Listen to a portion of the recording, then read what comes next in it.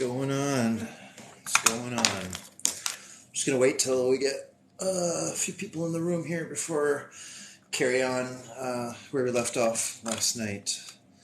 And if you didn't watch the first part, I'm posting that onto YouTube at some point in time this evening. So if you want to catch up or you just want to wait till I post them, that's up to you guys too. But I like doing these things live too and getting into it with the comments and whatnot with you guys. So we'll read a little bit and we'll discuss what we've read, kind of thing.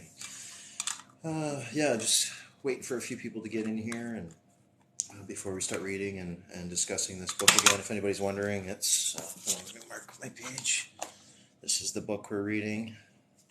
It's really funny because I found it in the thrift store, and all of the books were like this, like as they should have been. But then there was the one book about Tesla. I thought that was pretty funny.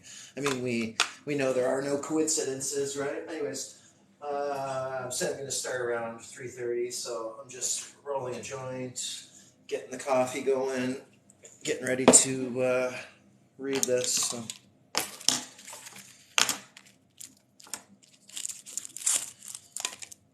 A lot of people randomly coming through. So now I wonder if it's just like on the For You page or if it's actually people that follow me that are checking this out. But yeah, it's a cool book. I started to read it a while back. It kind of it kind of jumped out at me at the store, so it's meant to be, and I want to kind of digest it a little better, get to understand it, because just sitting there reading by myself is boring. Discussing it with other people, especially live, is a lot more fun and interesting, and I feel like we get to digest the content a little bit more because we're thinking about it, we're actively talking about it, and we're breaking each kind of section down. Like short form yesterday was a little bit of history about like his family, where he comes from. One like big piece of, well, I thought it was huge, but I don't know what other people think. But he had a brother named Dane. So Dane Tesla. I made a joke video about it today because they were saying there's like two different stories of how his brother died, but you hear all this like stuff. Like they don't even say in the book that they think he killed his brother, but it talks about how like his brother was like the best in the family and obviously got all the attention and this, that, and the next thing. So I think Tesla pushed, because there's a thing where he fell down the stairs, and then there's another story where he fell off a horse. As soon as I heard he fell down the stairs, I was like instantly, yeah, Tesla pushed his brother down the stairs, 100%. I mean, you just. It's just funny. So yeah, I made a little thing. I don't know if you guys ever seen that one movie about Johnny Cash, but it's like Walk the Line or whatever. But it's making fun of the movie, and it's like the wrong son died. So I made like a little joke or something like that. So yeah, rest in peace, Dane Tesla. Sorry your brother had it out for you. Yeah. Imagine if Tesla hadn't have pushed his brother down the stairs. What do you think would have happened? What do you think Dane's accomplishments would have been? Like nobody ever talks about Dane Tesla. I think that's the funniest thing. But yeah, just history, like family history, stuff like that. So I mean, if you guys want to listen to that, like I said, I'll be posting that on YouTube later on. Just trying to get organized here and waiting for everyone to get it. That's going to come to get involved in this. So I think it'll be pretty interesting. We're carrying on from, like I said, from we started chapter 2 yesterday. Yeah, exactly. I 100% agree. Freemason actor. Like if you listened to the live yesterday, you know that I was going on how there's a bunch of Tesla fanboys and we think that he did all this shit. But I personally think that he was just an actor to present this stuff, and he didn't invent anything. That's my belief. But I mean, people are going to tell you that he's the reason that we have this, that, and the next thing. But like they didn't teach about it in the history books. I don't know. I think it's pretty silly. But yeah, I think Tesla is a fake or a fraud, like Freemason fraud. And go watch YouTube on all his videos. Don't be trapped twice. I'm trying to, yeah. I'm not sure what you're saying there, buddy. Nip cow disc. Yeah. Anyways, so I just no problem. But yeah, I'll check that out at some point in time. But yeah, so going through this book, it's interesting going through history and historical documents, books, things like that, because it's the information that they're presenting us. We're looking at it and digesting it and kind of trying to get like a better idea of what they're really saying. And we obviously know we've been lied to a better history, and so it's interesting to look at it from a different point of view or perspective. And And so yeah, so I'm gonna start reading here shortly. I'm just, like I said, waiting for a few more people before I get going here. But if there's anything you guys want to discuss in the comments before I start reading, let me know. So yeah, but yeah, so we're gonna be going from chapter. I think we just started chapter 2 last night, so maybe I'll try to just go chapter to chapter, make it a little easier for people. But yeah. So let me open it up here and I'm gonna get started here. Whether there's people or not, I'm gonna. This is for me too because by reading it out loud and talking about it and making a video, I'm kind of learning a bit more. So, right. Let's see. Okay, so the idea that Tesla had come up with was using a rotating electric field within the motor. Although Tesla described his eureka moment in his autobiography, he did not patent the alternating current motor until 1903. He did further experiments on it in 1883 and 1887, and the idea was still not fully worked out when he addressed the American Institute of Electrical Engineers in 1888. However, Tesla had solved the problem that Professor Polsch had said was impossible. Of course he did. Apparently he pretty much did everything. He was now convinced he was an inventor. That was his moment, eh? That's okay. So he had made the intellectual breakthrough that would make him rich and famous. But I thought he didn't care about being rich or famous. So, when I look at, there's a lot of contradictory information when I'm reading about these different things. So I do find that quite interesting. But regardless, so where were we? Yeah, it was the breakthrough that would make him rich and famous. So Tesla had found inspiration at the works of Gans and Company in Budapest, where AC electrical distribution was being developed. Electricity can be transmitted down wires with less loss at higher voltages. With AC electricity, you can step up the voltage and step it down again using a transformer. In the Gans works, engineers found that a metal ball placed on top of a transformer would revolve. Later, Tesla would use this in his Egg of Columbus demonstrations. Does anybody know what the Egg of Columbus is? I'll have to mark that down. Try to remember that later. So the passport to Paris. Eventually, Tesla was taken on by Tivadar Puskas' brother, Ferenc. I don't know if I'm pronouncing these names correctly, but just bear with me. So, to work on the new telephone exchange. In Paris, helping introduce Edison's incandescent lighting system when the telephone exchange in Budapest was finished. French sold it as a local businessman, and Tivadar offered Tesla and Szigeti jobs in the Edison organization in Paris. Tesla was immediately struck by the city of light. These are his words now, apparently. I can never forget the deep impression that magic city produced on my mind. For several days after my arrival, I roamed through the streets in utter bewilderment at the new spectacle. The attractions were many and irresistible, but alas, the income was spent as soon as received. Yeah, he had a gambling problem too. I forgot to mention that. So Tesla, he was apparently a womanizer, a gambler. I think he was lying about a bunch of different stuff. We think he murdered his brother. A lot of interesting things to say about Tesla for sure.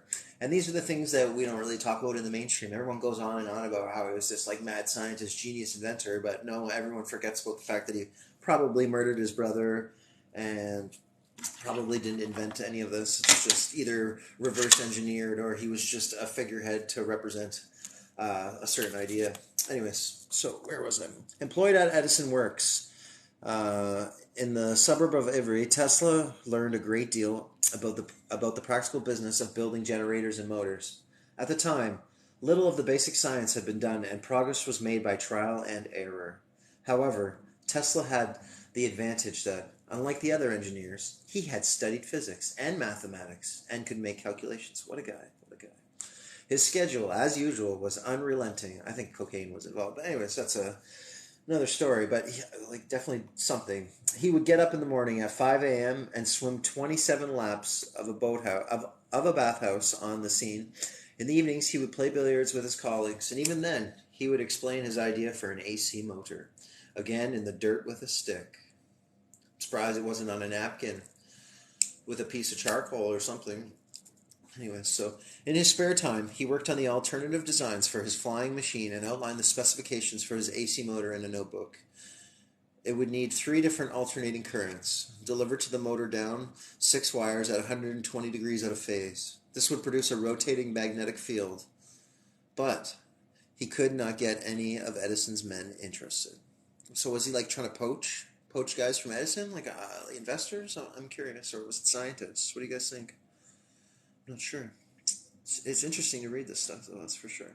And I'm glad I get to share it with you guys. Carrying on. So he couldn't get any of them interested. The business making money at the time was delivering electric light rather than powering motors. The other problem was that using six wires rather than three used in Edison's system would use much more copper, which was a major factor in the cost of new equipment at the time. Apparently, it's always about money. Only one Edison man, David Cunningham, saw the potential in Tesla's motor and suggested that they set it up in a stock company. But Tesla was unfamiliar with the American way of doing business, and nothing came of it. These motherfuckers. Figgery. Okay, let's see. Thomas Fake Edison. So he was born in 1847 and died in 1931. Born in Ohio, Edison had little schooling. Yeah.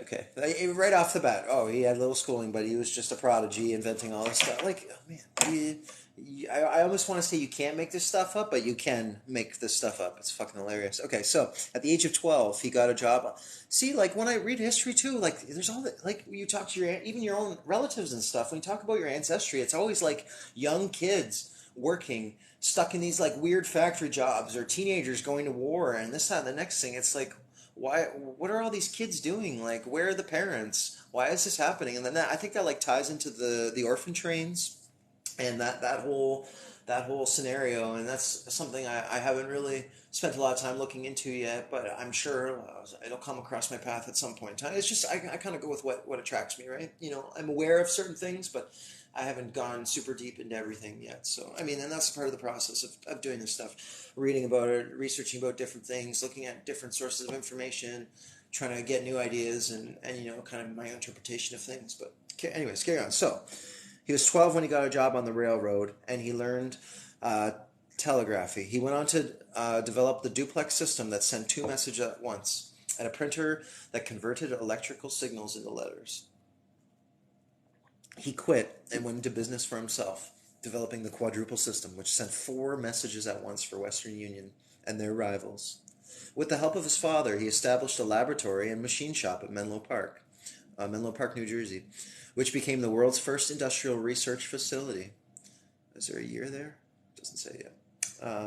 There, he developed underwater cables for the telegraph. So in between 1847 and 1931, Edison is the guy who developed those cables. Did you know the underground sea cables, or whatever they call them, are actually still in use today? And I think they've always been in use, and I don't think these guys set that up. I think it's something that's been around for a really long time, and that's actually how all our communications are done: phone, internet, all this stuff, and everything's ground based. But that's for another day to discuss. That's for sure. But like I said, it's interesting to see what history is saying about these particular events. Like I've been saying and will continue to say, is that everything that we're taught at like a really young age, so we don't really question a lot of the history. We just kind of go with what we're told. Oh, this is what it is, and then most people don't really question that stuff. And I think when you do start to question it and you actually look into historical records and whatnot, it's actually quite comical, the stories that they've made up for these characters, and I look at them as characters. So yeah, where were we? Oh yeah, they were developing. There, he developed underwater cable for the telegraph. Set about improving the primitive telephone developed by Alexander Graham Bell and inventing the phonograph. This brought him worldwide fame as the Wizard of Menlo Park. He worked on the incandescent light bulb, though battles over patents ensued. He also developed electric motors and generators to power his lighting systems, first on the steamship Columbia, then on buildings in New York and London. A pioneer in motion pictures, he also developed batteries for submarines and the Model T Ford. In all, he took out a world record of 1,093 patents and remains the most famous inventor in America. Interesting stuff, for sure, for sure. All right, let's have a look over here. What do we got? interesting pictures for sure.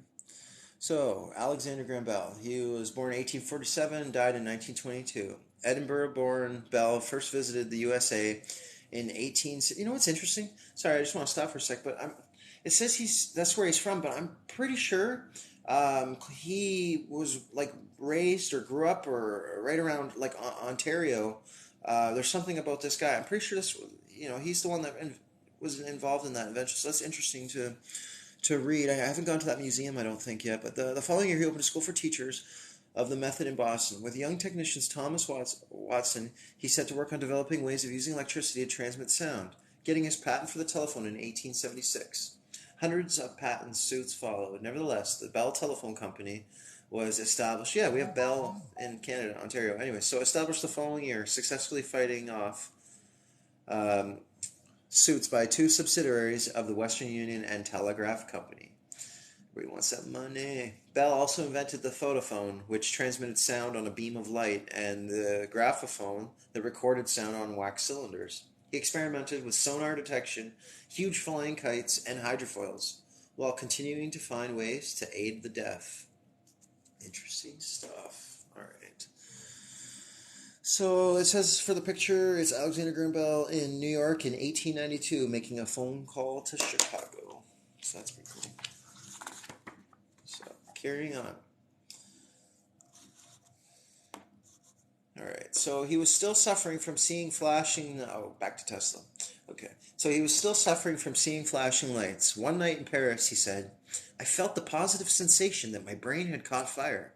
I was alight, as though a small sun was located in it, and I passed the whole night applying cold compressions to my tortured head. Poor baby. Yeah, he. If you guys weren't around probably for the first chapter, but I'm pretty sure he like fake sick because his dad didn't want him to be an engineer or do any of this stuff. He wanted him to become a priest, and at one point in time, I think he like faked like dying sick so that his dad would like let him go to college and stuff. So anyways, he's pretty shady, and like if you guys want to go back and check out that on my YouTube or whatever, yesterday I was reading chapter 1 and I read a little bit of chapter 2. That's where we're leaving off now, so if you're curious, I mean it's pretty funny. I enjoyed talking about it, and so if you guys want to check that out. Anyways, carry on.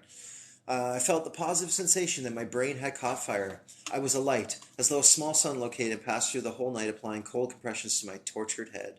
However, though painful, these did not worry him. Throughout his life, he said, these luminous phenomena still manifest themselves from time to time, as when a new idea opening up possibilities strikes me. Secrets in Strasbourg. Tesla was sent a troubleshooter to lighting stations in France and Germany. He oversaw the illumination of an opera house in Paris, a theater in Bavaria, and cafes in Berlin. After helping develop an automatic regulator for Edison dynamos, he was sent to fix the illuminations at the Central Railway Station in Strasbourg, which in the Franco-Prussian War of 1870 to 71 had been taken over by Germany. There had been a problem there when the wiring had shorted, blowing out a section of the wall during a visit of the Kaiser Wilhelm I, and a German-speaking engineer was needed to sort it out. In the station's powerhouse, there was a Siemens AC generator. In their spare time, Tesla and Szigeti secretly experimented with the prototype of one of Tesla's AC motors. This is him speaking now. It was the simplest motor I could conceive of, said Tesla. It had only one circuit and no windings on the armature or the fields. It was of marvelous simplicity. But it's surprising, because sometimes the simplest things, what do they say? Keep it simple, stupid, kiss. Sometimes the simplest things are the best things, so no judgment there, for sure. I don't know, what do you guys think? There's a couple of these there. I'll occasionally read the comments and stuff as I'm reading. Try to engage with you guys, but feel free to make some comments or add your 2 cents as I'm reading or whatever. Or we can wait and we'll discuss it between each little section, but let me know. So, where was I? Okay, so it was of marvelous simplicity. The problem was it did not work. The initial trouble was that it used a brass ring that would not magnetize. Steel had to be added in various positions. Then, Tesla said, I finally had the satisfaction of seeing rotation affected by alternating currents of different phase and without sliding contacts or commutator. As I conceived a year before, It was an exquisite pleasure, but not to compare with the delirium of joy following the first revelation. He had finally proved his professor, like from his original schooling, wrong, because his professor told him that his idea would never work and it wouldn't be possible, and that's kind of what inspired him to like really start like working on these different things. So I think that's pretty neat. So the next little section is Passage to New York. Let me just take a little second here, guys. I'm gonna have a little sip of my coffee, a little puff here. Keep her going. So we have the rest of the chapter to go, but I appreciate you guys joining in and checking it out. And like I said, if you missed yesterday's, then feel free to check out my YouTube. I set up a link tree, so whatever, you can go check out my longer videos and stuff. I've put some random stuff on there, but now I think I'm just gonna save it for long videos that are over whatever TikTok allows, instead of breaking up a lot of things and then do my shorter stuff just for TikTok. Just try to match the different energy or vibes of the different platforms. But okay, so where was I? Passage to New York. New York is crazy. I think there's a lot of hidden history there too, and all the underground stuff as well.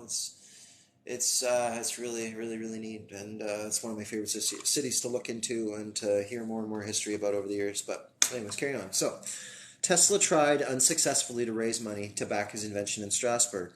He returned to Paris expecting a bonus for his work there, which did not materialize. He tried to find financial backing there too, again unsuccessfully. However, he did catch the eye of Charles Batchelor, who had been the head of the Edison organization in Paris. He was returning to New York to head the Edison Machine Works there and asked Tesla to come with him.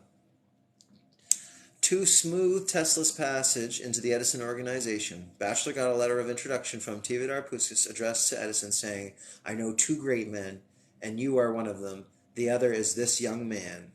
Nice. It's a pretty good letter of recommendation right there, if I do say so myself. So, just before leaving for America, Tesla spent time with scientists studying microscopic organisms in drinking water. Do you think they were doing like the same experiments like Dr. Emoto were doing, where they were like freezing the water crystals, but beforehand they were like sending like different vibes to it, like anger, like, "Oh, you're a piece of shit," or like, "Oh, you're the best water I've ever had," just like sending that kind of vibe, and then freezing it, and then looking at the crystals and looking at the different results of that. So anyway, so they were doing some, where was I? Water experiments. So I lost my spots. Just give me a sec, guys. Sorry. Excited about microscopic organisms in drinking water. Having suffered cholera before, he now shunned unpurified water. I mean, there's always beer, but anyway. So avoided poor quality restaurants and scoured the crockery and cutlery before eating. He was OCD. That's another thing we covered in the first chapter. He showed a lot of signs of some sort of compulsion or whatever. He's definitely Tesla was definitely on the spectrum. That's for sure. That would be probably the best way of putting it, regardless. Carrying on. So, just before leaving for America... Oh, we already said that. Where did we go? I'm sorry. Yeah. If you would watch only for a few minutes the horrible creatures, hairy and ugly beyond anything you can conceive, tearing each other up with the juices diffusing throughout the water, you would never again drink a drop of unboiled or sterilized water. Yeah, I mean, if people could see what's going on a microscopic level, people probably wouldn't do a lot of things again, but... such is life. So his uncles paid for the trip. So it seems like his uncles were bailing him out a lot too. So I find that kind of interesting and funny. I mean, it's his life, it's the story, but it is what it is. So his uncles bailed him out quite a bit. If we go back to chapter 1, you'll see that as well. So his uncles paid for the trip. The journey to New York was not a happy one. His money and most of his belongings were stolen. And it's like watching a movie, guys. Like as I'm reading this, same with yesterday too. It's like you're reading this movie script. Like I'm just wondering what's going to happen next. Like, does he get hit by a car? Like what? Like it's just is it like it's like a comedy, like a tragic comedy or something? Like it's really silly. Anyways, if you knew what was said yesterday, as I'm saying these things today, you'd be like, holy fuck, that's super fucking silly. But anyway, so. He got robbed when he was in New York, so he lost all his shit. And there was some sort of mutiny on the ship, and Tesla nearly got pushed overboard. On the 6th of June, 1884, he sailed into New York on the city of Richmond, just as the first stones of the Statue of Liberty's pedestal, were hauled into place. He was 28 years old. Although he spoke English, Tesla had difficulty making himself understood as the customs officers recorded that he was from Sweden. Weird. Tesla then recalled the clerk barking, "Kiss the Bible, 20 cents." His first impression of America were not good. He wrote, "What I had left was beautiful, artistic, and fascinating in every way.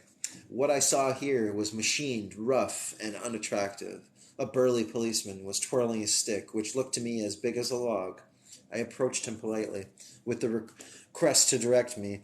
6 blocks down, then to the left," he said, with murder in his eyes. "Is this America?" I asked myself in a painful surprise. It is a century behind Europe in civilization. He went to work immediately, passing a machine shop. He saw a mechanic who had just given up on trying to fix an electric machine and offered to help. In one version of the story, Tesla did this without thought of compensation.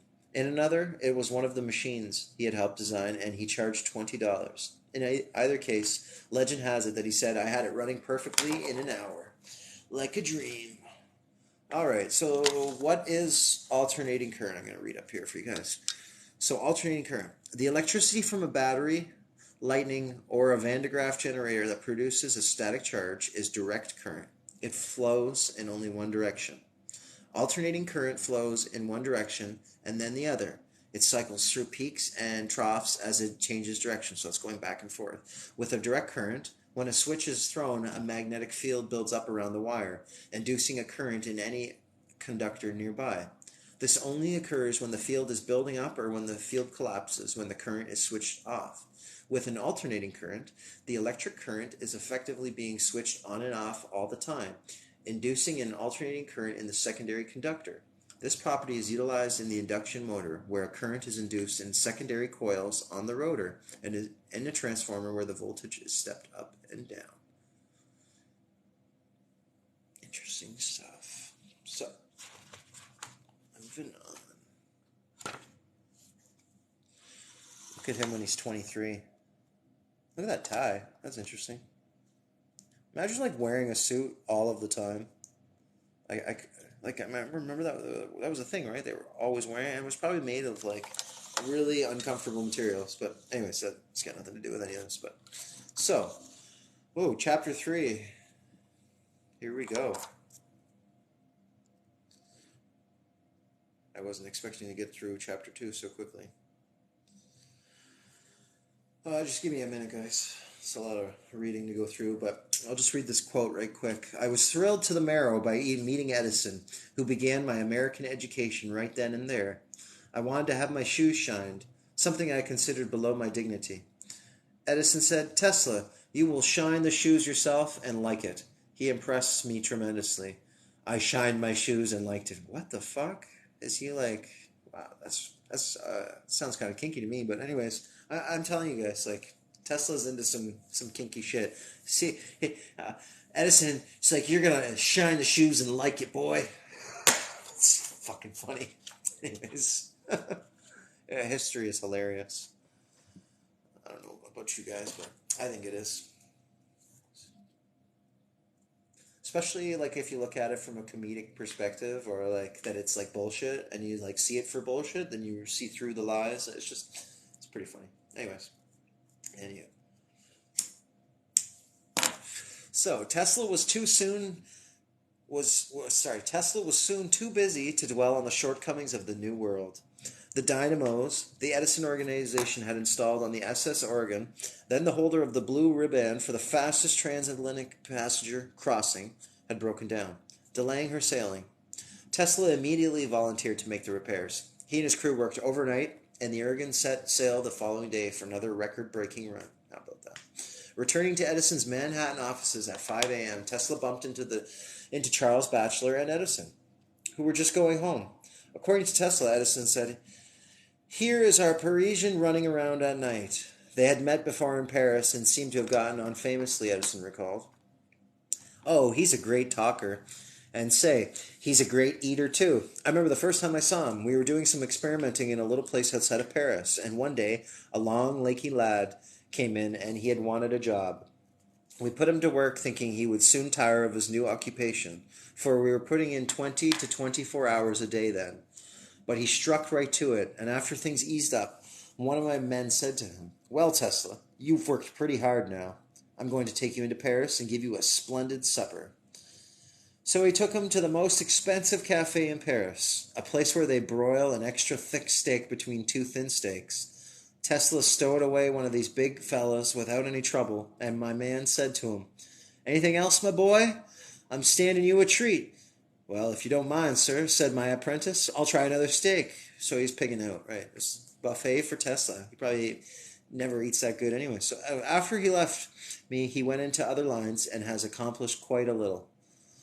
At their first meeting in New York, Tesla explained that he had just returned from the Oregon and had repaired both the dynamos.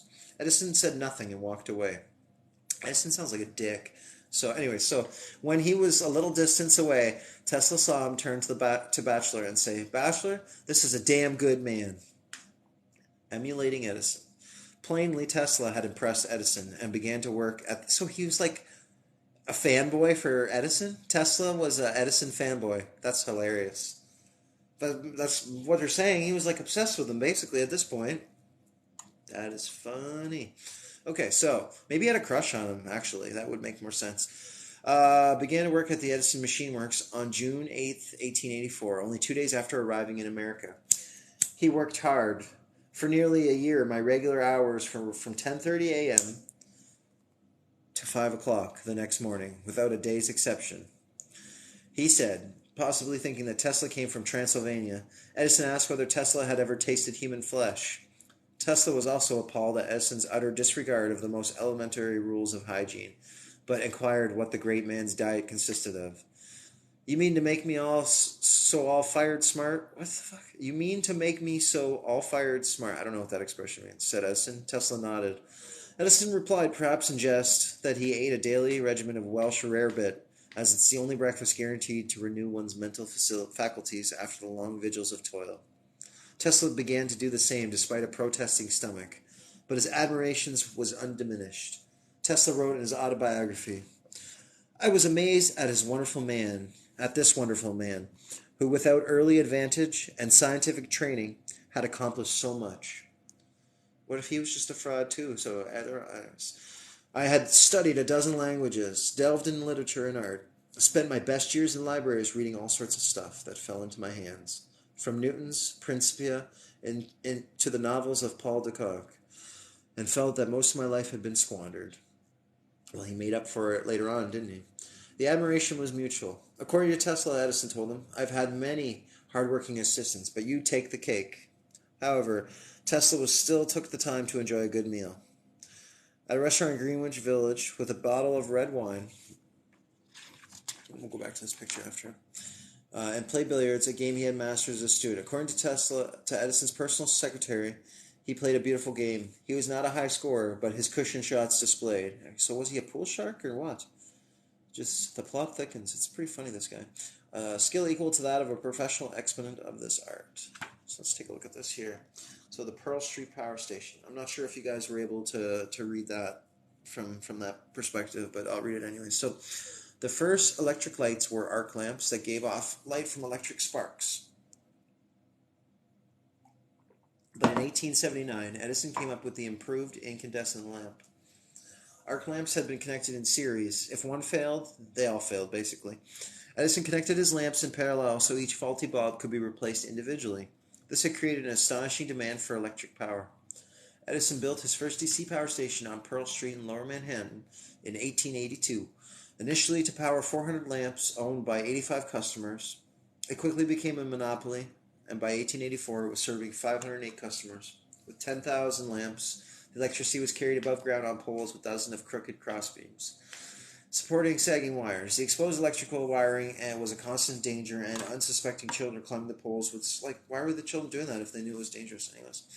They would suffer lethal electric shocks. In spite of the perils, wealthy New Yorkers rushed to have their homes wired, the most important being the banker J.P. Morgan, who had invested heavily in Edison. Did you guys ever see that video I posted about his apartment? I think it was J.P. Morgan's apartment. He's got this crazy library, and the funny thing is he has a picture of himself. Imagine being so full of yourself, you walk into your house and there's a picture of yourself over the fireplace. It's funny stuff. Funny. So, avoiding the AC subject. You guys can look at the motor there while I talk. Tesla set about redesigning Edison's dynamos, replacing their long magnets with more efficient short ones, claiming they gave 3 times the output for the same amount of iron. He kept quiet about his AC motors, though. Excuse me. Perhaps recalling the indifference of Edison's men in Paris. Once, though, he was tempted to bring up the subject with Edison himself. It was on Coney Island, he said, and just about as I was going to explain to him, someone came and shook hands with Edison. That evening, when I came home, I had a fever, and my resolve rose up again, not to speak freely about it to other people. Otherwise, Tesla and Edison got on well. Tesla told the tale of visiting Edison's office at 65th Avenue when the great man was playing a game guessing weights. Edison felt me all over and said Tesla weighs 152 pounds to the ounce, and he guessed it exactly, Tesla recalled. He asked Edison how Edison could guess his weight so accurately and was told he was employed for a long time in a Chicago slaughterhouse where he weighed thousands of hogs every day. So Tesla was a piece of meat to Edison. Interesting. So Tesla would occasionally dine with Edison, Batchelor, and others of the company's top brass in a restaurant across the road from the showroom at 65th Avenue where they would swap stories and tell jokes. Afterwards, they would go to a billiard room where Tesla would impress them with his bank shots and his vision of the future. So Tesla was a pool shark. The list, just the further we get into this, the list just keeps growing. Like all these amazing things that he was apparently. So he's an inventor, amazing pool shark, all these things. It's quite funny. Womanizer. He's just regular ladies' man. Yeah, it's pretty funny stuff. For sure. So, arc lighting. Companies that had grown up making arc lights were now moving into incandescent lighting, robbing Edison of the valuable contracts. He struck back by going into into arc lighting, which was more suitable for street lighting or illuminating large spaces. He actually filed a patent for this for fucking once because apparently he was too busy most of the time to even bother. So, in the June of 1884, and left Tesla to work out the details. Tesla completed the job, but his system was shelved when Edison made a deal with a dedicated arc lighting company. Womp womp, too bad. And by then, larger incandescent bulbs suitable for lighting larger spaces had been developed. Tesla felt cheated. The manager had promised me 50 grand, he wrote. That's a lot of money for that time period. But when I demanded payment, he merely laughed, saying, "You are still a Parisian. When you become a fully fledged American, you will appreciate the American joke." Oh, so he got swindled. So he got robbed the moment he came to New York, and now he's getting swindled. Well, never ends with this guy. Problem after problem. Do you think he was like attracting that into his life or something? I don't know. Or is it all just made up? I haven't decided yet, but I'm sure you guys have your opinions as well. So he got ripped off for the job he did, which is quite unfortunate. As it was, Tesla could not even get his salary of $18 a week increased to a modest $25. This was a painful shock, and he resigned. Later in life, Tesla reassessed his opinion of Edison. When the Wizard of Menlo Park died in 1931, Tesla said this: "If he had a needle to find in a haystack, he would not stop to reason where it was most likely to be, but he would proceed at once, with the feverish diligence of a bee, to examine straw after straw until he found the object of his search. I was almost a sorry witness of his doings, knowing just a little theory and calculation would have saved him 90% of the labor. Trusting himself entirely to his inventor's instinct and practical American sense, the truly prodigious amount of his actual accomplishments in little short of a miracle." I wrote as no Edison was a sellout. I'm sure they all were, to be honest. I think they were all actors, just playing a role. What do you guys think? A couple of you guys there in the comments. Oh, maybe just one of you. I don't know how do you say your name. Melisher? What do you think there? What do you think about Tesla or Edison or any of the stuff that I've read so far? What do you think? Curious to hear what other people think about the information. I think some of it's hilarious, but it's just me.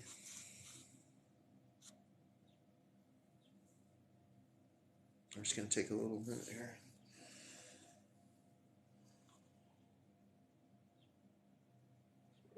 All right. So, indebted to Edison. Despite the rift between the two men, Tesla was indebted to Edison.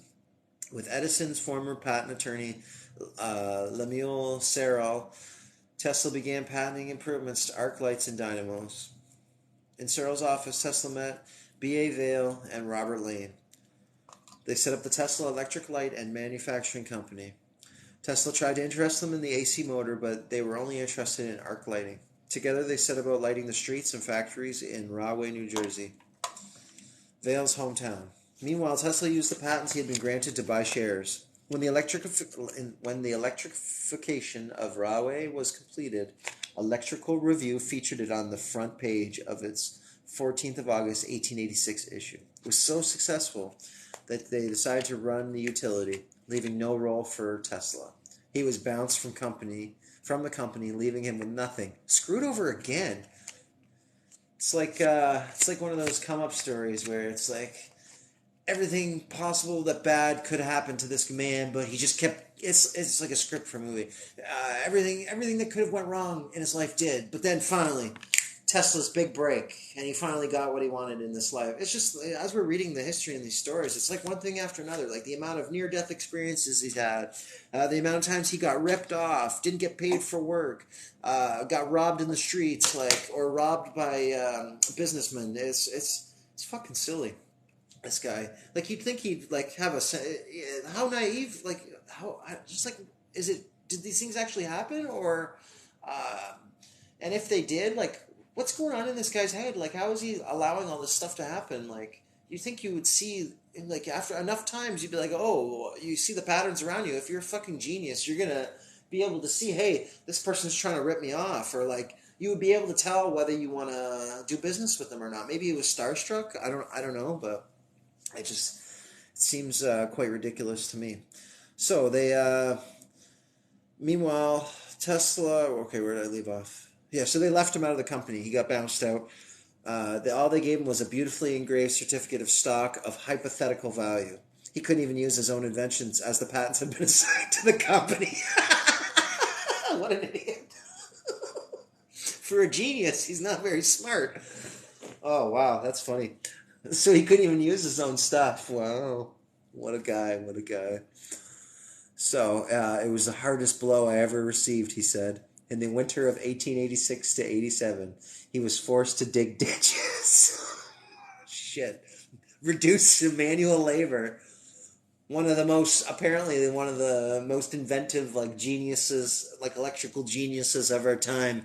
And he's getting ripped off and stuck digging ditches. Fuck. Oh man, that's hilarious. What a guy. That was probably the hardest day or time of his life. I'm sure he was spoiled because all his family was apparently inventors and these amazing whatever. So he probably lived a spoiled life. So this was a hard go for him for sure. That's funny. So he lived through a year of terrible heartaches and bitter tears. He probably never did a day of hard labor in his life. Anyway, so bitter tears, my suffering being intensified by my material want. My high education in various branches of science, mechanics, and literature seemed to me like mockery. Yeah, I would imagine. Genius, how'd you get yourself in this position? Now you're stuck digging ditches. What a guy. I mean, history tells us that he did all these amazing things. So eventually, obviously, he got the recognition he wanted. But was it while he was still alive? Things I wonder, right? Things to consider for sure. But that's really funny. So he's getting robbed. Like I said, the moment he stepped into New York, he's getting robbed in the streets for his life savings and probably everything on his back. He's not getting paid for work that he's done. He's getting bounced out of companies. He can't use his own patents, and now he's digging ditches. What a guy! But in the last chapter, we're finding out that he Probably pushed his brother, killed Dane Tesla. He got pushed down the stairs, even though they say there's a few different contradictory stories about that. He was a womanizer. He had gambling problems. I'm sure he probably struggled with addiction. Like, Tesla is a fucking character, guys. I think this is fucking hilarious. But yes, so anyways, carry on. So he was rescued by a patent, is the title that we have here. In 1884, Edison had been experimenting with ways of producing electricity from burning coal or gas. It ended with an explosion that blew the laboratory's windows out. However, I just picture him like walking out of, hair all disheveled, like charcoal all over his face, just like walking out of the lab. Anyways, so yeah, blew out the windows. However, Tesla figured out a simpler and safer way to do it, and in March 1886, he applied for a patent for his thermomagnetic motor, which is what we have actually right here. Let's take a look at that. Screenshot that shit, maybe. I don't know. You guys want to use that for later? Like, there might be a time where we got to build all this shit all over again, Could be another reset. You never know. But I would like to have electricity. I'm all about the hydroelectricity, and I know some of my other buddies are, and other people that get down with the subject. But anywho, so Tesla's thermomagnetic motor. When iron magnets are heated, they lose their magnetic strength. Tesla devised a small motor with one fixed magnet and a second moving magnet attached to a flywheel and a pivot arm that pushed against a spring. At room temperature, the attraction between the two magnets was enough to compress the spring and pull the moving magnet into a flame of a Bunsen burner. This would heat up the magnet. It would lose strength. The spring would then push the magnet back, turning the flywheel. That's neat. That would be interesting to build. Like, that's something that we could be doing, guys. Like, we could be experimenting with like hydroelectric systems. We could be trying to produce our own small scale electricity. We could be doing like small scale little projects like these. Just like if we can make it on a small scale, we can make it larger and be able to produce. Like we don't need them to produce electricity. We can produce our own thing. They don't want us. They want us to have to pay for all these things. But I think it's our inherent right to have a place to live, to have electricity, to have food. Would you, if you could have all those things, would you still do the 9 to 5? Obviously everyone would be expected to put their share in for a community and work a little bit. Everyone's got to put in their share kind of thing, but it's like slave wages and slave hours. That's no life to live. So I'm a huge proponent for freeing the energy. So anyhow, where was I? So that's a pretty neat design. So. Heating, cool. It's like a heating and cooling action with the metal and the magnets. So that's pretty neat. Anyway, carrying on. Let's take a look before I carry on reading. Let's look at this one. This is Tesla's pyromagnetic generator. So Tesla took a large horseshoe magnet across its poles. Across its poles ran a number of hollow iron tubes, which were magnetized and had coils of wire wrapped around them.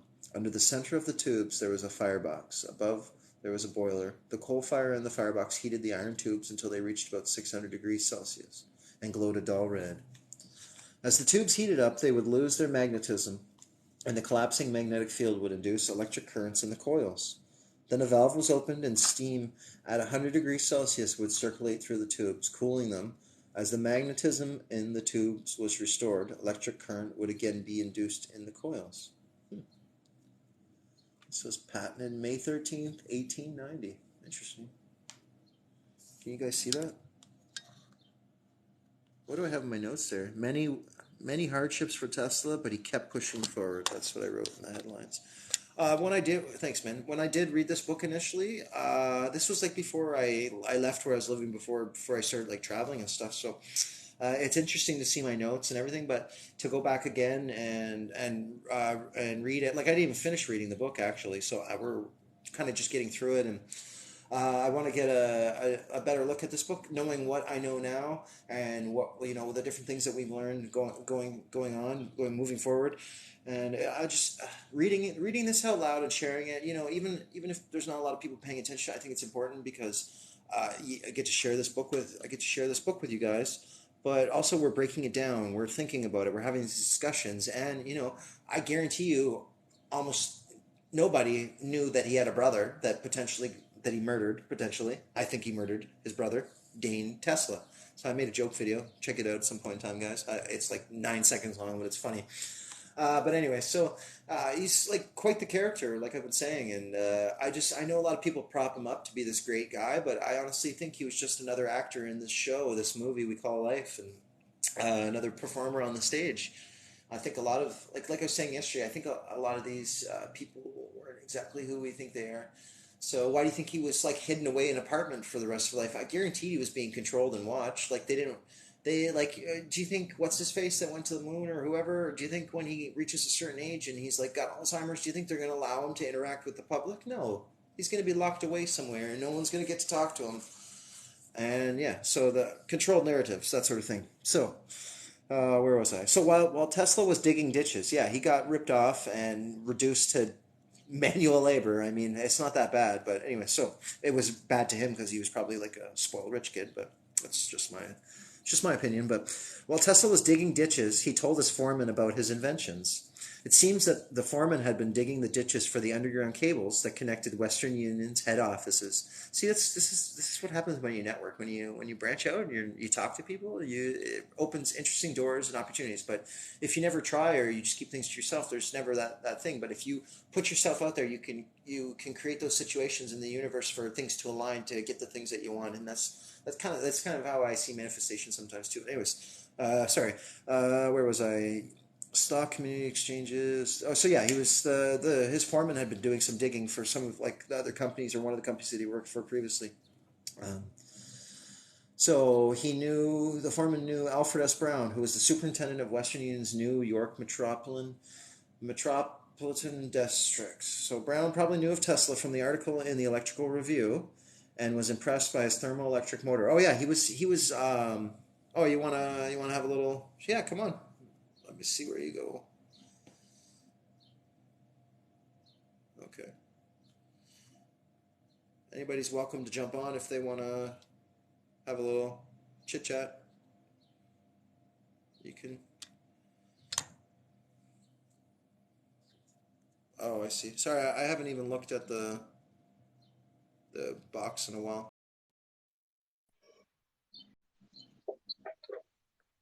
Hi, how you doing? Hey man, how you doing?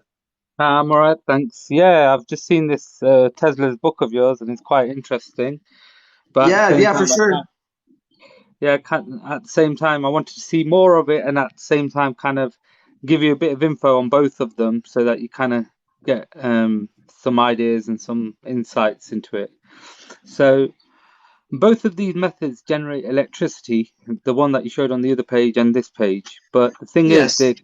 they're really inefficient, meaning meaning it's just a waste of a lot of power. The amount of Right. if you were to do this nowadays, it'd mean you're wasting a lot of tree logs, burning that coal, only and then losing a lot of steam, only to just generate a little bit of electricity. It can be done now with like what's called transistors to basically just switch the coils on and off, or the Right. magnets up and down.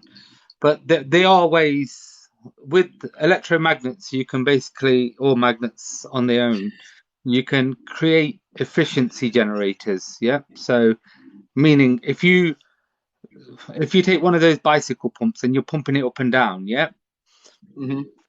If you use magnets, you can decrease the amount of effort you have to put to generate the same amount of electricity from your action of pumping up and down.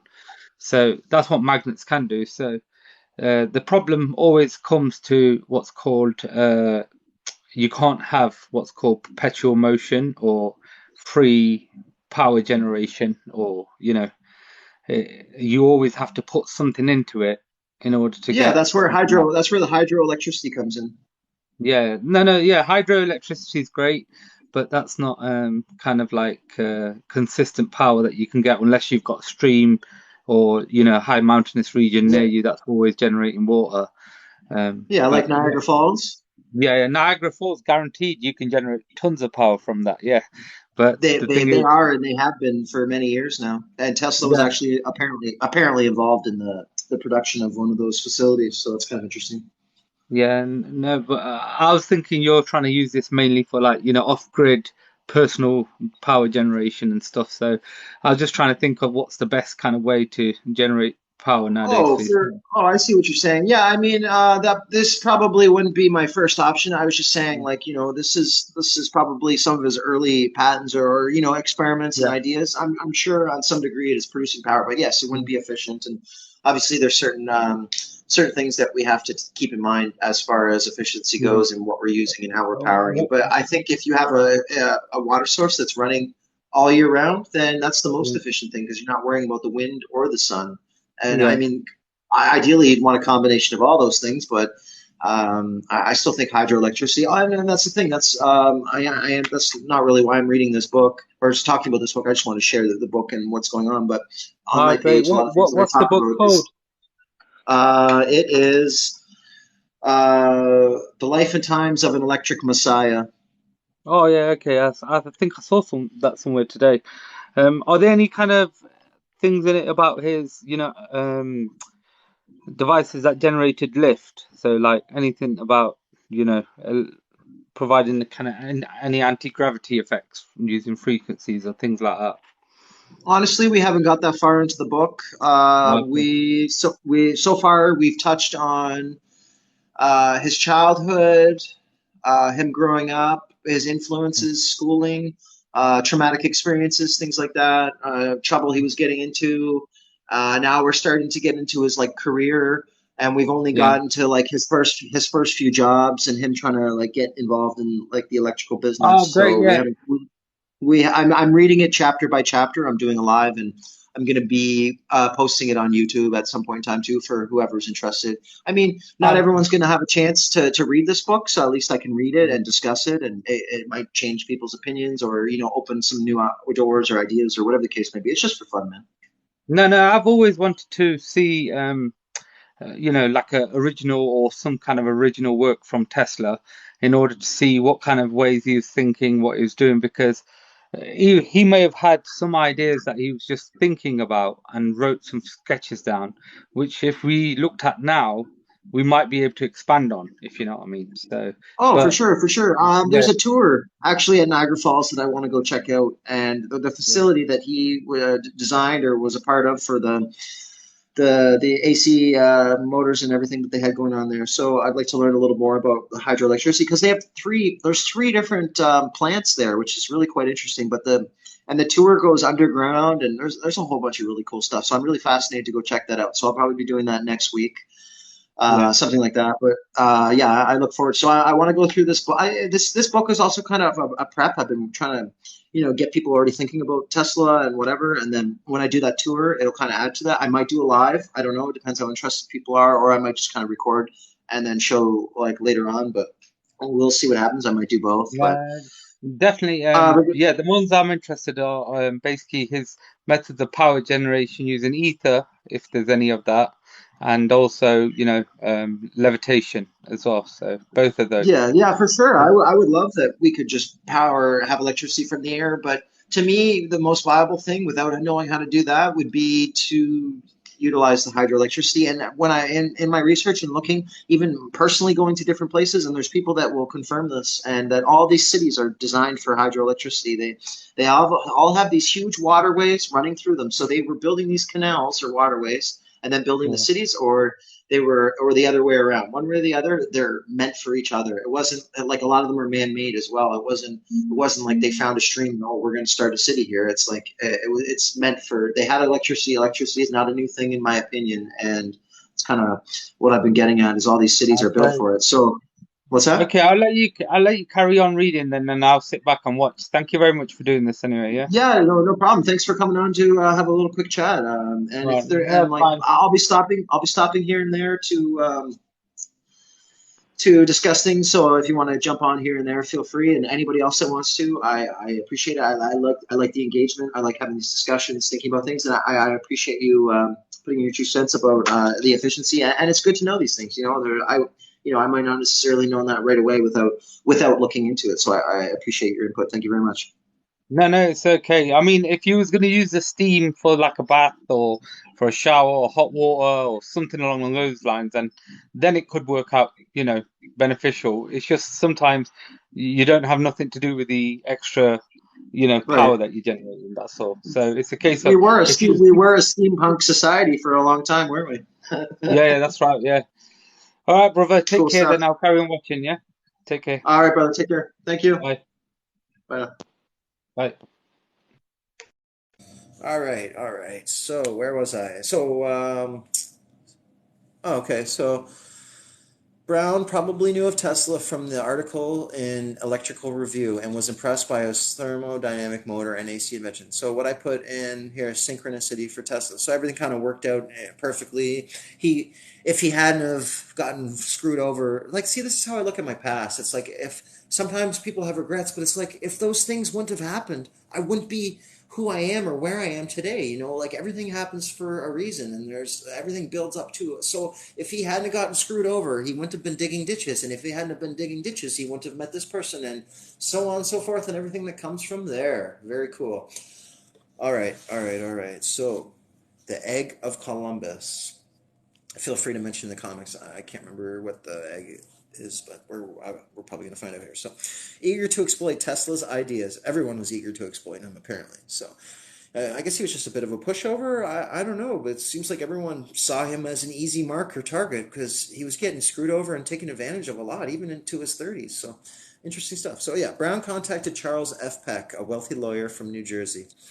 However, Peck knew of the general prejudice against AC and refused even to witness some tests. So it's actually a fact known that Tesla, or sorry, not Tesla, Edison was going around and using like live animals and electrocuting them purposefully and saying, "Oh, this is what the AC motors are going to do. They're going to kill you and your pets." Like they're killing animals for like the show and to like make them look bad, and like shit was hardcore back then.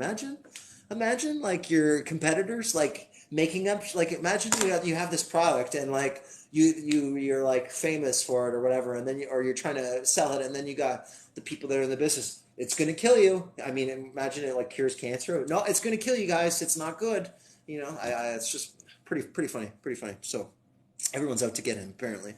But yeah, so back to what I was saying. So there's prejudice, and they were trying to make him look bad. But another story. So I was discouraged, Tesla said.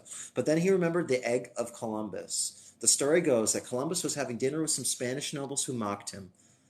So he challenged them to stand an egg on its end. They all tried and failed. Then he took the egg, tapped it lightly on one end, cracking the shell and denting it so it would stand upright.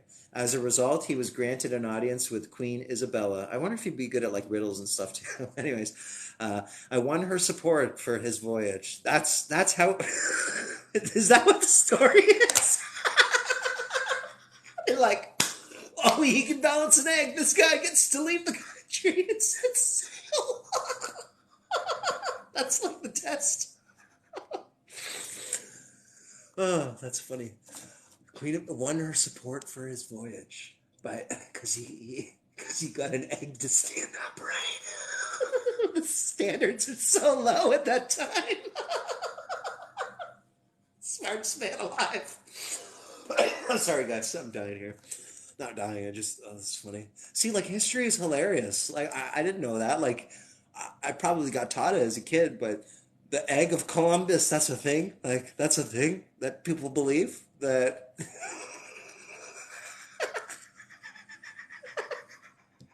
Sorry. Okay. Okay, so Tesla told Peck that he could go one better. He would make an egg stand on its end without cracking the shell. If he could trounce Columbus, Tesla asked, could he count on Peck's support? Peck said he had no crown jewels to pawn, but he would help. After the meeting, Tesla took a hard-boiled egg to a blacksmith, got him to cast one in copper, then he placed 4 coils under the top of a wooden table to create a magnetic rotating field. When he turned on the current, the egg began to spin, growing faster. It ceased to wobble and stood on its end. Peck was impressed. Not only had Tesla gone one better than Columbus, he had demonstrated the principle of his AC motor. Bam, boys, 2 for 1, yeah. Anyway, sorry. Fuck. So, Tesla Electric Company. Cool. I got a little mark here. So what did I say? Using an old, he recreated AC motor, always focused. Oh, he was obsessed, yeah. well, we're definitely passionate about got to be passionate about these things, right? You want to make something. So, together, Tesla, Brown, and Peck formed the Tesla Electric Company in April of 1887. Tesla would get a third share of any money generated, a third of a share of any money generated. That's not bad. So it's pretty even between them. So Brown and Peck would be split another third, and a third would be reinvested. Tesla also received a salary of $250 a month. I wonder in 1887, what would $250 a month equate to today's standards? Like, what's the math on that? I wonder if anybody knows. Anyways, so where was I? So Brown Peck will cover the cost of the patents the following month. Zaghetti came to New York to work as Tesla's assistant. Wasn't it like the other way around a little while ago that Tesla was working for him or working with? Interesting. Cool. So they set up a laboratory at 89 Liberty Street above a printing company. Does anybody know if that building is still there? I wonder if it is. I wonder if there's like anything like hidden in the walls or floorboards or something. I feel like he'd be the type of guy that'd probably be like paranoid and have some stuff. Like I bet you there's like notebooks that he like left out so that they would take that had like stuff and probably didn't work, or like there was an equation off or something, and then there would be the real hidden stuff that has the true, or it's like coded or something. Because that would be interesting. Like if we were able to get access, like could that be like under a Freedom of Information Act? Like could we get access to that information, like his personal notes or journals, diaries, any of that thing? Does anybody know? Like let me know in the comments, guys. But anyway, so 89 Liberty Street. So interesting. Maybe I'll have to Google map or Earth that if anybody feels like doing that, that'd be really cool. So during the day, the printing shop used the steam engine to power its presses. At night, it provided power for Tesla's experiments. First, he developed his thermomagnetic motor into the pyromagnetic generator. So, one step at a time. He starts with this first design, and it just gets better and better as time goes on. Like what he was saying there, it's not efficient, and it's not perpetual or free energy. You're having to use inputs that constant, and you're raping the environment for that. So. Where was I? So he developed these two generators. He believed that it was a great invention, but it didn't work very well, and his patent application was denied. See? Nevertheless, Peck encouraged him to continue inventing, and his mind turned back to the AC motor he built in Strasbourg. This time, instead of a single coil, he used 4 coils wrapped around a laminated ring. 2 separate AC currents were fed to the pairs of coils on opposite sides. If these 2 currents were 90 degrees out of phase, that is, when one is at its maximum positive value, the other was at its maximum negative value, a rotating electrical field was produced. Tesla's delight. The rotor, initially a shoe-polished tin, balanced on a pin. See, okay, if he can like make some like scaled down shit out of like shoe-polished tins and like he's the man. He was the MacGyver of the 1800s apparently. I do question the story and I question history for sure. But if we're just going by like exactly if this is true, he was the MacGyver of the 1800s. He could do anything at this point. People make jokes about like Chuck Norris or these different characters, like they, the amazing things that they could do, like anyway. So Tesla, it's just the story's funny. So they began to spin. So from this prototype, Tesla and Zaghetti produced 2 full-scale motors. They were, Tesla said, exactly as I had imagined them. I had made no attempt to improve the design, but merely reproduced the pictures as they appeared to my vision. So was he actually having visions of this stuff, or did he see it somewhere? Was he receiving downloads from the universe, or was he stealing these inventions? Like, these are the questions that I have, because I fucking question everything. Like, who is this man? Is it all made up? Is it all a story that was placed on just some random dude? Like, did he really do all this stuff? Or is it like acquired and found technology? Like, we weren't there, so I can't. It's hard because everything's based on one portrayal of history and maybe some little pieces here and there, but we're never getting the full picture. So I always have a lot of questions. And the deeper that we go and look into these things, the more and more that we see that, like, hey, some of this sounds like fucking bullshit. Like, it sounds really silly. Like the egg thing, like I didn't fucking know that's the story of how Columbus got, like, anyway, so that shit's fucked. And I think it's also hilarious. But anyways, where was I? Sugar. So it was exactly as he had managed them. So he wasn't going to try to change them at all. So everything went as expected. Patents were applied for and issued on the 1st of May 1888. The motors were then tested for their efficiency by Professor William Anthony of Cornell University, and on May 15th, Tesla delivered his groundbreaking paper, A New Alternating Current Motor, to the American Institute of Electrical Engineers. Very cool. There's another picture of him when he's 29. He kind of looks like, who's that? What's the name of the guy that does the lead singing for the band Queen? Bicycle race. Come on, somebody's got to know what this guy is. The lead singer. $225,000 a month. That's what $250 in 1887. Holy fuck! So he was balling. My man, Tesla, getting it back. He went from digging ditches to balling. Digging ditches, balling, and bitches. Yeah, my man, Tesla. Anyway, so sorry guys.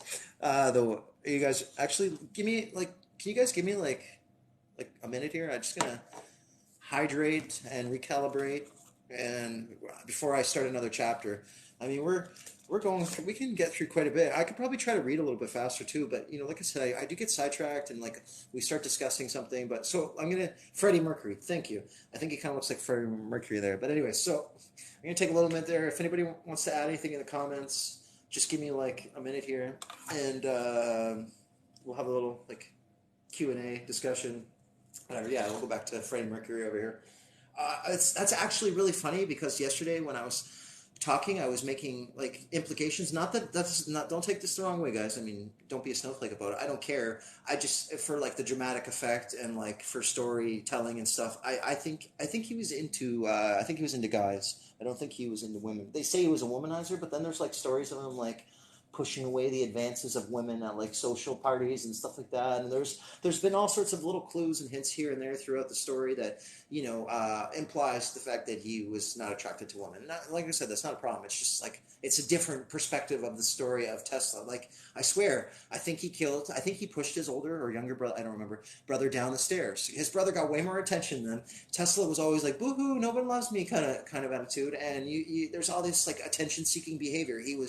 There was a huge list of all these things he was doing, all these incidences where he almost killed himself or he was getting hurt or put into these weird predicaments. And I think he was he wasn't getting enough attention from his parents, whatever, blah, blah, blah. I think he pushed his brother. I think I got all this fucking drama off of what I'm reading. And, people don't really discuss these things, but did anybody know that he had a brother named Dane? Dane Tesla, rest in peace, brother. But, if you guys ever watched Walk the Line or whatever, the thing making fun of the Johnny Cash movie where it's the wrong kid died or whatever, the whole movie because the good brother that was amazing at everything died. And anyway, so it's a joke I was making because if Tesla was not the golden child and the golden child died, then Tesla probably had to hear about that from his dad for quite a long time as well. So because you got to imagine these people, if really historically these were people that we know about, and it wasn't just completely fabricated stories, then they're people just like us. They got their own dramas and problems and childhood traumas and addictions and things that they have to deal with and problems and things of that nature. So we're humanizing a little bit. I mean, they say he was a genius, but I mean, from what I've been reading, he seems pretty idiotic. The situations that he kept getting himself into, getting robbed, not getting paid for jobs, this, that, and the next thing. So it's it's interesting. But I mean, you guys are getting a good picture. He's not what we think he is. To what degree? That's to be decided. That's undecided at this point. But it's definitely interesting. So what do you guys think? What do you think about all that? How does that make you feel?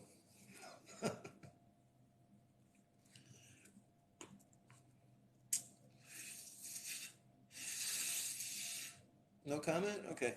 Just like I said, just give me a little sec here, and I'll continue on here, guys. Chapter 4 is the Westinghouse Corporation. There are many days when I did not know where my next meal was coming from, but I was never afraid to work. I went where some men were digging a ditch, and I said I wanted to work. The boss looked at my good clothes and white hands and laughed to the others. But he said, "All right, spit on your hands, get in the ditch." And I worked harder than anybody. At the end of the day, I got $2, or he had $2. So it's probably the first hard labor he's ever done in his life. Of course, he's gonna feel good about it. Oh, I worked today. I'm amazing. Here, let me direct your attention to this. What is this? This is the Westinghouse AC generator, the world's first single-phase AC power transmission system, built in 1895 by Nikola Tesla and George Westinghouse at Ames Hydroelectric Plant in Colorado. Photo was taken circa 1900. All right, I'm just gonna take a little puff of the spliff, and then we'll carry on here, ladies and gents. Thank you for joining me and tuning in to today's book corner. I mean, this could be an interesting thing down the road. I want to finish this book, and I'm going to send it somewhere. I don't know where, but I'm just kind of gearing down for my next adventure. Been staying in this one town for a little while, researching the area, making videos, that sort of thing.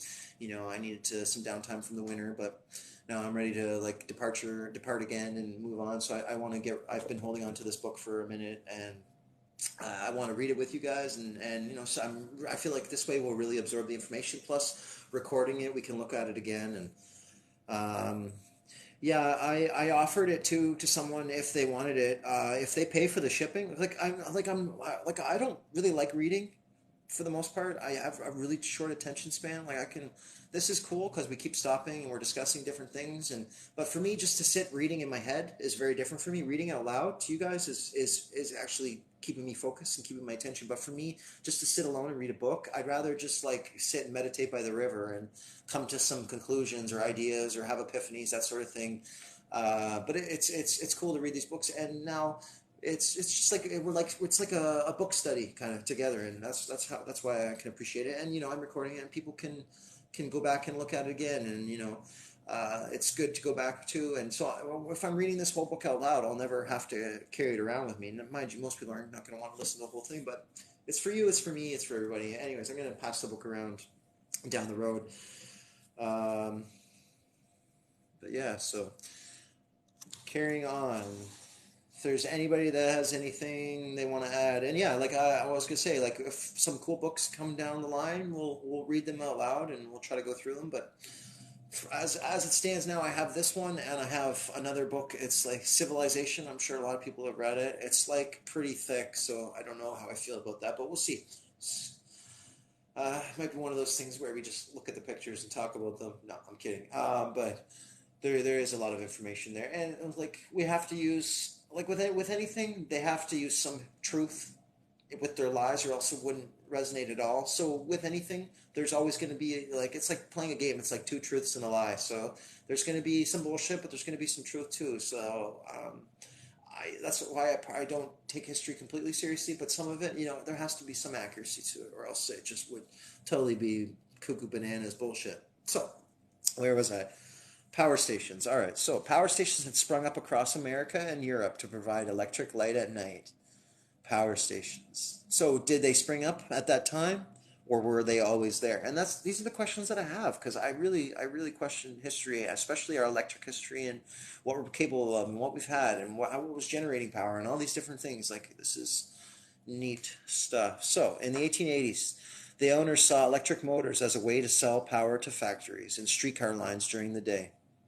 However, most of the power stations produced DC, and Brown and Peck were a little dubious of Tesla's fixation with AC. He just wanted to be different. So, other inventors had used AC to power arc lights. This was particularly popular in Europe, where experimenters found they could raise or lower the voltage of an alternating current using primitive transformers. Engineers at the Gans Company found that, at a high voltage, electricity could be distributed over a long distance using thin copper wires. It's all about that copper, baby. Anyway, so then to make it safe to use in the home, it would be stepped down using a transformer. Westinghouse and AC. So in 1884, George Westinghouse became interested in electric lighting and hired the inventor William Stanley Jr., born in 1858 and died in 1916. He'd invented incandescent light and self-regulating dynamo. Dynamos were like the generators of that time. That's what they're called, I'm pretty sure. So, anyways, at first, Westinghouse thought of developing a DC system, but abandoned it as the market was already overcrowded. For a DC system to be profitable, numerous power stations had to be situated near the homes and factories they served. Westinghouse saw that an AC system could provide power to towns and cities where the population was spread out, reaching a market that DC systems could not serve. There would also be considerable economies of scale by using an AC system where the voltage could be stepped up and distributed over a wider area, serving more customers. The disadvantage was that no one had yet developed a meter to measure how much each individual consumer used, nor had a serviceable AC motor been developed. So they were I wonder how much they would have been charging for power at that time, and what were the meters that they were using, like on the houses, and how they were doing that. That's quite interesting, because this is 1880s, right? It's a long time ago. Like, be interesting to look into if that's something that interests somebody. That'd be great. So yeah, like I'll pass on little tidbits. Like, yeah, if that's something that interests you guys, fucking check it out, Google it, throw it in the comments, whatever, or we'll discuss it later. Or we can do it together, one way or the other. Just little things like that. I am curious about. Indeed, I don't know what you guys think, but where was I? What's my train of thought? Sorry, guys. Shit. For a DC system to be profitable, yeah, the power stations.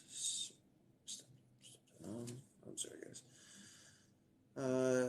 Had a serviceable AC motor been developed to provide power for factories and streetcars. Besides, Edison had dismissed AC as not worth the attention of the practical man. In 1885, Westinghouse imported a transformer made by Lucian Gullard and John Gibbs in London, which Stanley began experimenting with. By the time Tesla presented his paper in May 1888, Westinghouse had already sold more AC power stations than all the other companies providing DC power put together. In response, Edison began warning that AC power was dangerous. See, that's what I was telling you guys about earlier. So, in that paper, Tesla sought to demonstrate the superiority of AC once and for all. He told the audience gathered in the lecture hall at Columbia University. So this is him speaking here. The subject which I now have the pleasure of bringing to your notice is a novel system of electrical distribution and transmission of power by means of alternate currents, affording peculiar advantages, particularly in the way of motors, which I am confident will at once establish the superior adaptability of these currents to the transmission of power, and will show that many results heretofore, no one talks like that anymore, unattainable, can be reached by their use.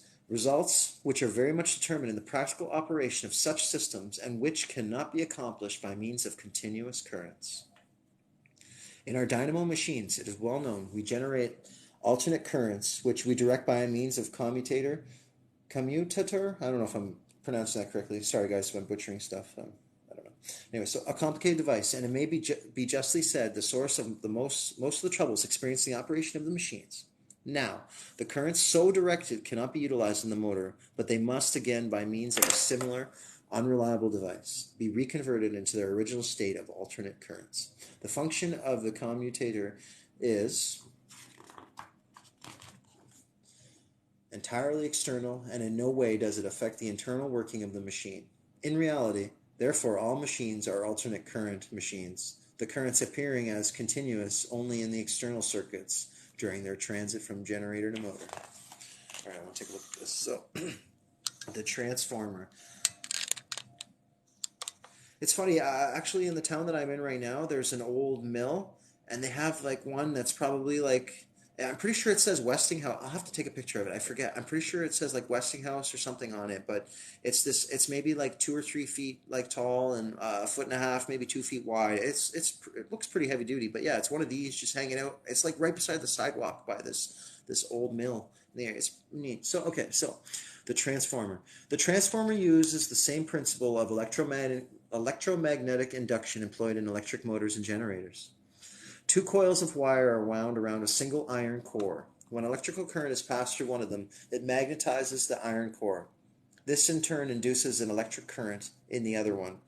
The voltage is stepped up or stepped down according to the ratio of number of turns of wires in each coils. However, induction only works when the electrical currents in being switched on and off again, so alternating current rather than a direct current must be used. The transformer is a vital component of any power distribution system. As transmission losses are much smaller when the voltage is higher, as less current is needed to convey the same amount of energy.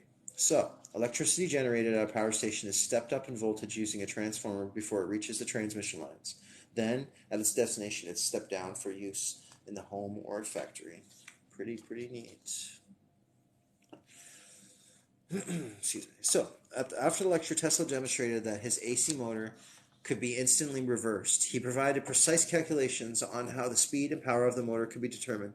I'm curious about something. So, someone in the comments might know a little better for me. So, the number of times that the copper is wrapped around those coils actually has an effect on, what was he saying again? Sorry, I'm learning about this stuff too, guys, so just bear with me. But if anybody in the comments wants to add their thoughts or ideas about that, but where was the part about the coils being wrapped? So the number of turns of wire in each coils. So the voltage is stepped down, stepped up, or stepped. Oh, okay. So they say they step it up just before the line, so they would wrap it more or less, and then they would use less coil on the other. Oh, okay. So there's more or less copper wrapped around depending on. So that would make it step up or. Ooh. Okay. So the amount of times the copper is wrapped will effectively step it up or step it down. So, but there has to be a way to calculate that. Ooh, interesting. Okay, cool. That's neat. Okay. It's interesting trying to understand this stuff, especially without an electrical background. I'm not an electrical engineer by any means. I've done trades, but electricity was never one of them. I mean, I've tinkered and stuff, but not to this point. It's a subject that fascinates me, and I'll want to learn more about it over time, especially to make comparisons between the architecture that I speak about and understanding that, because that's another thing. Like, everything's gotten smaller over time. Like, you think about the size of computers and whatnot back in the day in the 80s to what they are now. Same thing, if you think of these buildings, the architecture in terms of technology, they're all made up of the same components that like our computers and stuff are. They're all those computer components. What the fuck do you think they're made of? They're made up of those elements from the earth. All those different pieces. And so these buildings are like a larger electrical components. So the stone or the brick or all these different things that they're using. All these, the iron rebar. I'm sure like quartz plays a role. Like we have in watches, and there's in your computers. Like I obviously like to learn more about this, but I have a general idea, and to see the comparison between those things and the buildings is really fascinating as well. So that's a whole another thing to think about and discuss as well. So I am curious what you guys do think about that. But anyhow, so moving on. Selling the AC motor patents. Sorry, if is there anything you guys want to add before I go to the next section? Is there anything you want to discuss? I'm just curious. Please let me know.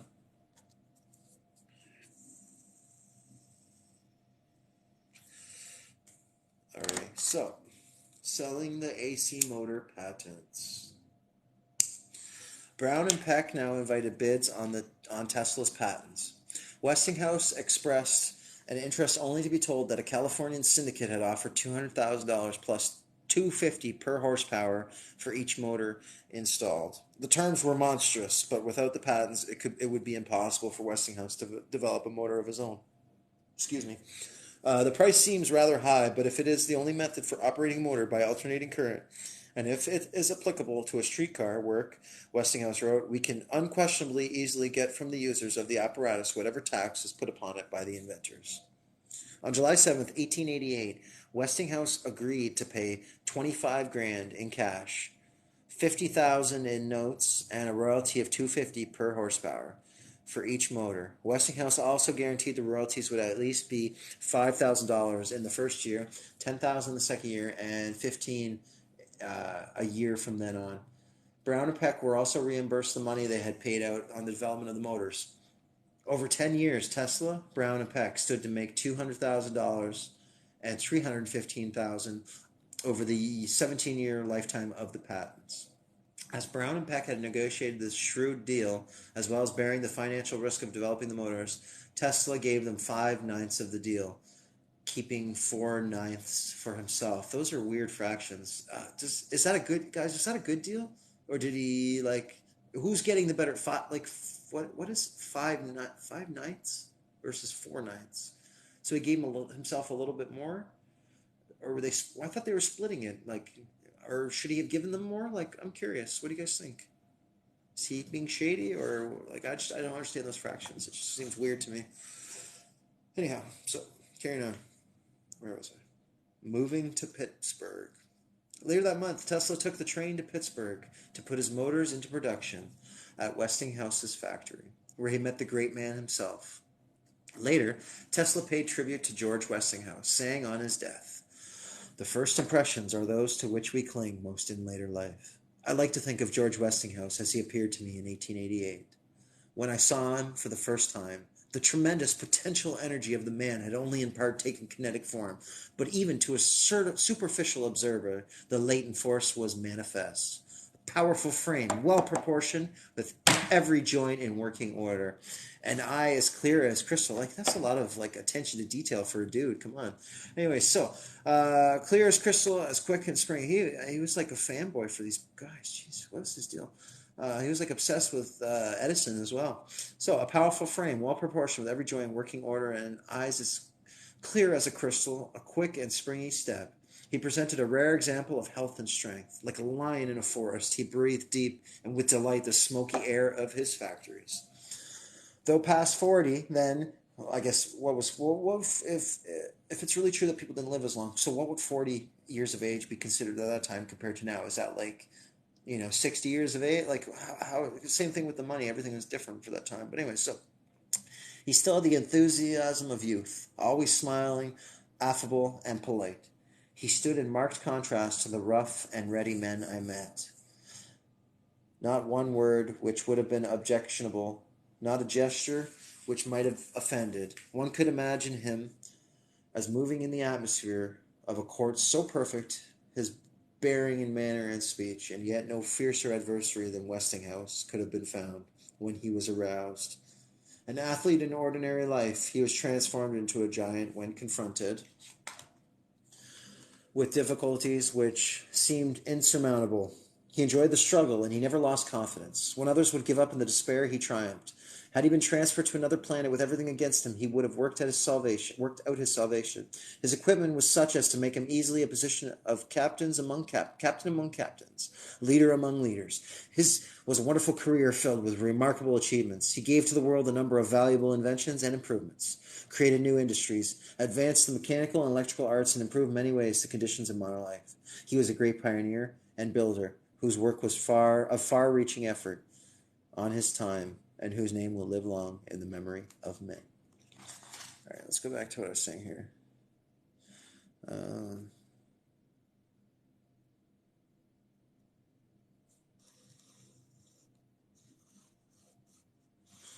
Just trying to read what I was. Sometimes I can't even read my own handwriting. It's hilarious.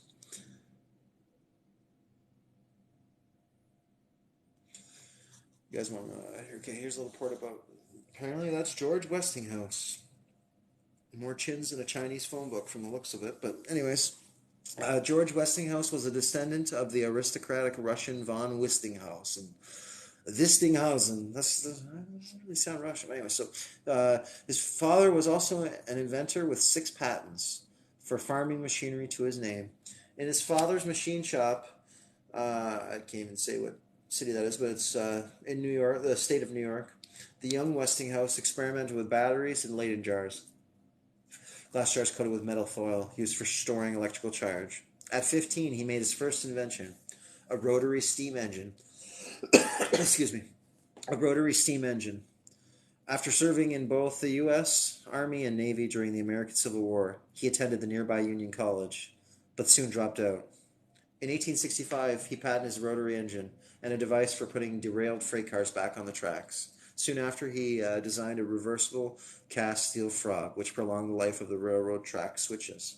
Having been involved in a near collision on the railway, he put his mind to improving the braking system, which, until then, had depended on a brakeman on every carriage. His first system using steam proved impractical, but then in 1869 he came up with air brakes and soon became standard in the U.S. and Europe. Interesting. He then worked on signaling, devising an electrical system. With the aid of Tesla, Westinghouse entered the War of the Currents, championing AC against Edison's DC system. By 1889, the Westinghouse Electric Corporation was a global company employing over 500,000 people. However, in the financial panic of 1907, he lost control of the companies and retired altogether in 1911. How about that? What's this? Dying in the name of science. Yeah, they were experimenting on a lot of animals. So, okay. So under the headline, "Died for Science Sake. A dog killed with the electric current." See, they were purposely killing animals. So the New York Times of the 31st July 1888 reported on one of the Harold P. Brown's demonstrations. And Professor, you see that I think Harold P. Brown was that the Edison's man? Yeah, I'm pretty sure it was. Demonstrating in Professor Chandler's lecture room at Columbia School of Mines. Brown told an invited audience that he represented no company and no financial or commercial interest. Of course, he just has to state that. Oh, I don't represent anybody. I think it's really important that you guys see me kill this animal in front of a live audience. That's super important to me. But anyways, I'm just fucking around, guys. But yeah, so he was presenting. Yeah, he had no financial or commercial interest, as if they floated his pockets. He probably had a stack of cash in his pocket the moment he went in there. They paid him. He went on stage. Bing, bang, boom. There you go. So he maintained that he had proved by repeated experiments that a living creature could stand shocks from a continuous current much better than from an alternating current. He applied like 1,400 volts of DC to a dog without fatal results, but had repeatedly killed dogs with 500 to 800 volts of alternating current. Brown then brought out a Newfoundland mix weighing 76 pounds. The dog was muzzled and tied down in a cage, the newspaper reported. Mr. Brown announced that he would first try the continuous current force at 300 volts direct current. When the shock came, the dog yelped and then subsided. A relay has been attached to the apparatus, which shut off the current almost as soon as it was applied.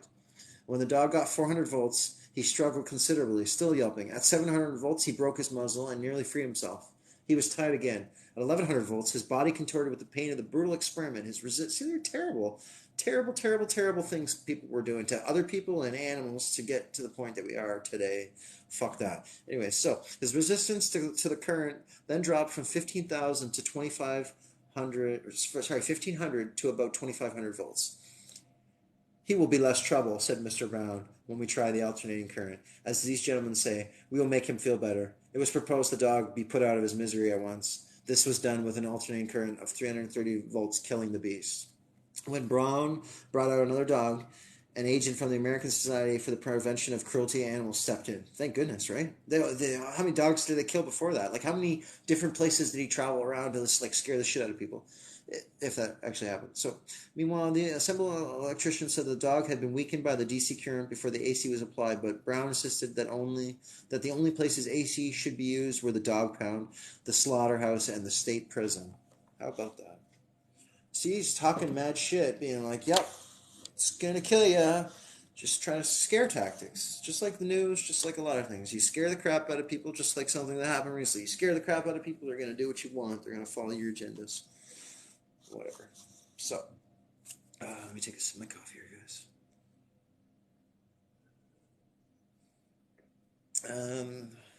2 seconds here. Anybody have any input? Anything they want to add to any of that before I carry on? Or just enjoy listening. Whatever floats your boat. So, Tesla's Task. Founded in 1886, the Westinghouse Electric Company made $800,000 in 1887 and over $3 million in 1888. God damn, that was a lot of money back then. So, despite expensive legal battles with Edison, even so, Tesla took no salary while he worked there. He turned this on principle, he said. Since he devoted himself to scientific research, he would never accept fees or compensations for professional services. However, after a year, he was given 150 shares of capital stock and he was given $10,000 when he discovered that Bessemer steel made a better transformer core than soft iron. In New York, he didn't want the money, but that's okay. Anyway, so whatever. In New York, he lived in a garden apartment. In Pittsburgh, he got his first taste of living in grand hotels. Tesla's task in Pittsburgh was to adapt his motors, which ran best at 50 or 60 cycles per second, to the 133 cycles per second used by the Gollard-Gibbs transformer at the 120 power stations.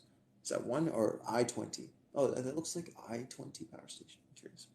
So, Westinghouse had already set up. They used this higher frequency to prevent the lights flickering, since Westinghouse's chief electrician, Oliver B. Schellenberger, had adapted an electrical meter to run at this frequency. It was reasonable to believe that Tesla's motors could be adapted too. Tesla also had the problem of adapting his motors to run on the two-wire system used by Westinghouse's power stations, rather than the 4 or 6 wires used to provide out-of-phase AC current to his prototypes. Encountering Nikola Tesla. At Westinghouse, Tesla's assistant was to be Charles Scott, who admitted that he had only learned that there was such thing as alternating current in 1887 after reading an article written by William Stanley in Electrical World. What was Electrical World? Like Popular Mechanics, like one of those like everyday magazines kind of thing? Anyway, so I graduated from college 2 years earlier, and I wondered why I had not heard of such things from my professors, said Scott. Now, a year later, he was to meet Tesla himself. There, he came marching down the aisle with head and shoulders erect, with a twinkle in his eye.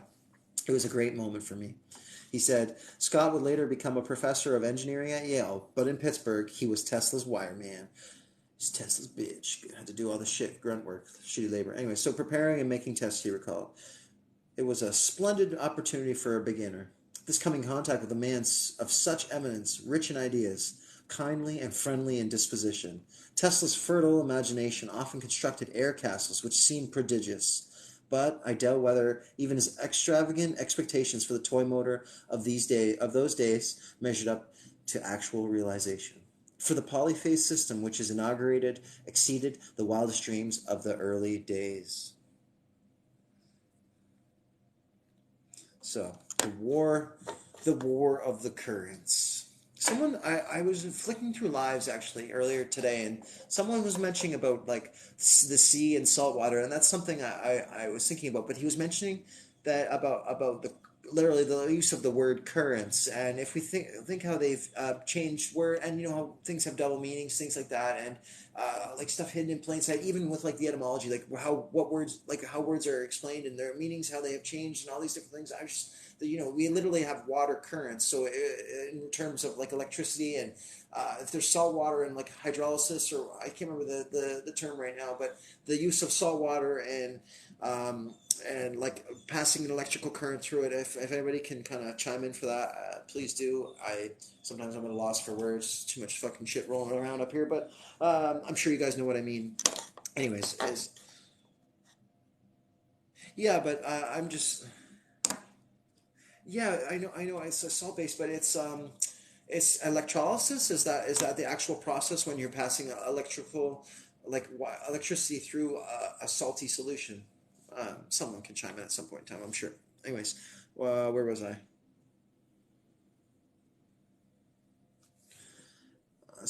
I've thought about the ocean. Like, I always think of things in terms of like a fractal situation where if we think of the AC motor, well, think of that expanding, and you got to think with an alternating current motor, it uses the magnets and the alternating back and forth. Now, you think about the Earth, and something is spinning apparently. I don't know what or where. Something's going on, and you have these two poles, and they're probably, and if the Earth is creating this electrical field, and people can tap into the ether or whatever the case may be. So are we in like a giant motor, and does that expand outward? Like if you guys have ever seen Rick and Morty, there's an episode where he has this battery, and when he goes into it's like a little pocket universe. I made a video about this at one point in time. It's a pocket universe, and in this pocket universe there's a whole civilization like what we're in right now, and he comes as an alien. It's like, oh, here's electricity, but you got to do this to power it. And it's like what happens is they get like a tenth of the electricity, and all the electricity that this whole society generates by existing and doing their thing is actually powering his vehicle that he's driving in this larger world. So if we're like, are we in a pocket dimension? You know, are we just part of a battery, and just even our existence, even moving me walking to the store is creating electricity, like that's powering this larger device that I can't even see or that exists. And you know, do you think about that on a smaller scale? And that can go in either direction. And that's actually the first thing that came to mind when I read this book. I didn't even read this whole book, but when I first got into it the first time, I made a video about it a long time ago, and it really just hit me, and I was like, and that's how I perceived it. And was Tesla perceiving these things as well? Was he like he's thinking about his motors and then thinking about the Earth, or was it the other way around? Was he thinking about the Earth and miniaturizing that? Like it's very interesting if he indeed was the inventor of these things. So I do question whether he was the inventor, but if he actually was, we have to look at his inspirations and what inspired him to come up with these things. You know, he said he had the image flash into his mind. So where is he getting these ideas from? It's all really, really quite fucking fascinating. But anyway, so the pyramids are supposed to, yeah, there's everything plays a role, and we've been told it's two truths and a lie. That's the game we're in. Two truths and a lie. So everything we're presented, there's going to be something that we're being lied to about, but they're going to use some truth so that it resonates with people, and some people are like, oh yeah, that could be a thing for sure, for sure, for sure.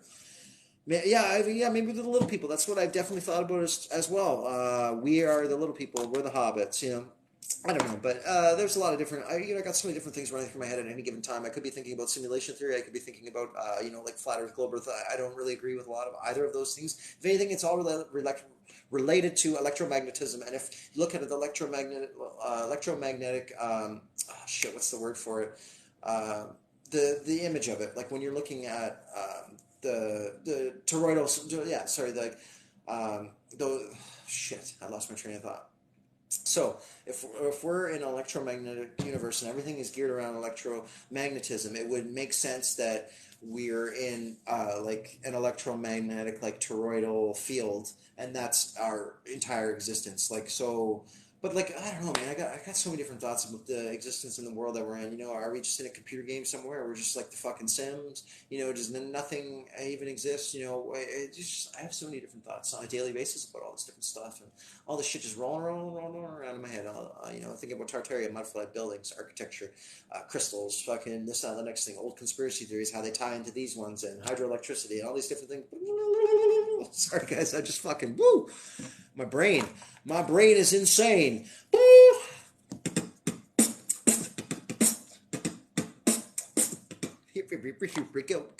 Go with the ball.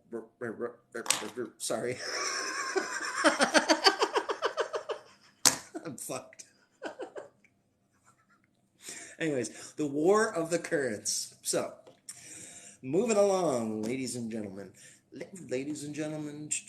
So, the War of the Currents. With the successful introduction of Westinghouse's AC system, Edison, who was still wedded to DC, was on the back foot. And yeah, he was lagging, bro. He was not doing good at that point, I guess, because Tesla's the man. He came out with a better product. So, on the back foot, and full-scale industrial war broke out. Yeah, they were probably like trying to like sabotage.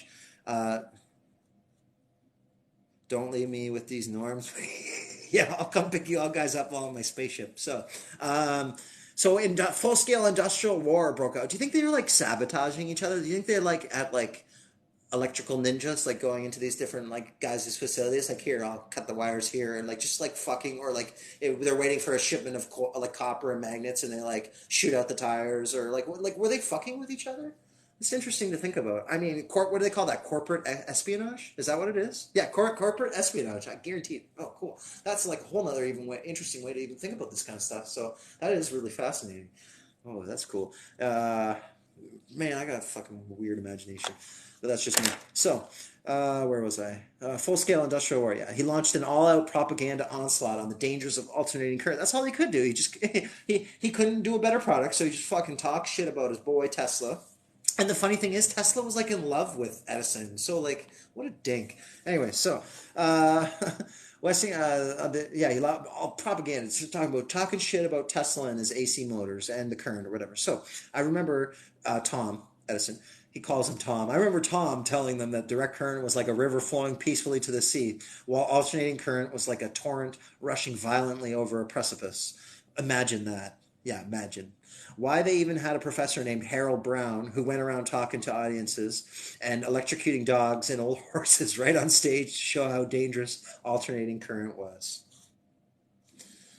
Having collected a list of over 80 casualties, Harold... Oh, he killed like 80 animals to like make Tesla... How do you go about killing animals to make someone else look bad? How do you sleep at night? Killing puppies and kittens.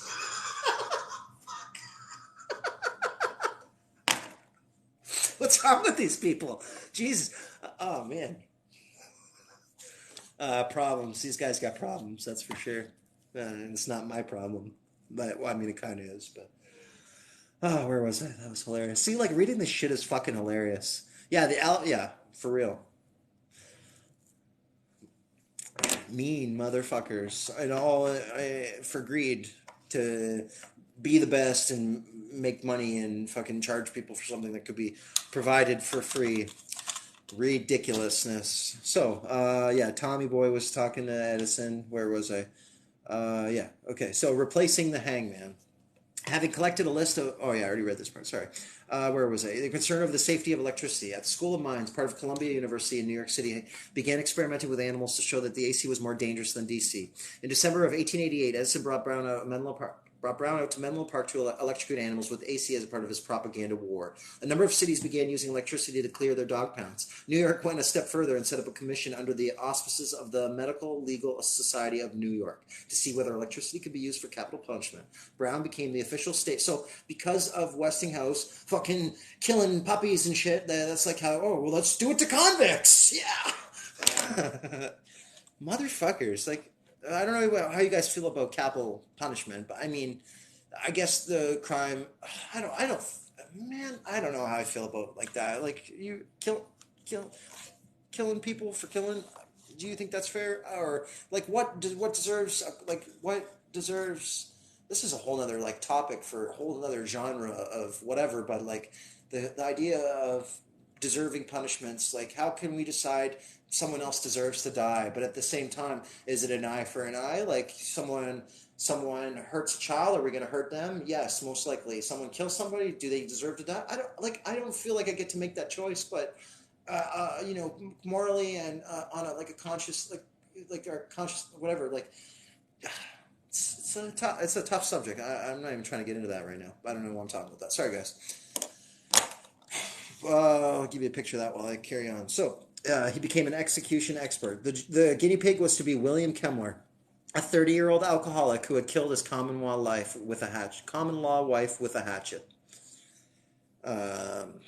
Edison testified to the committee the following day. To the New York Daily Tribune carried the headline. Edison says it will kill.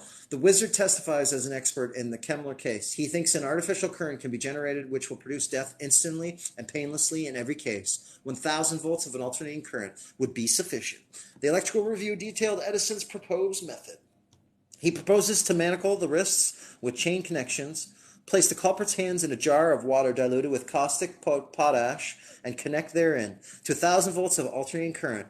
Place the black cap on the condemned and at a proper time close the circuit. The shock passes through both arms, the heart, and the base of the brain, and death is instantaneous and painless. But is it though?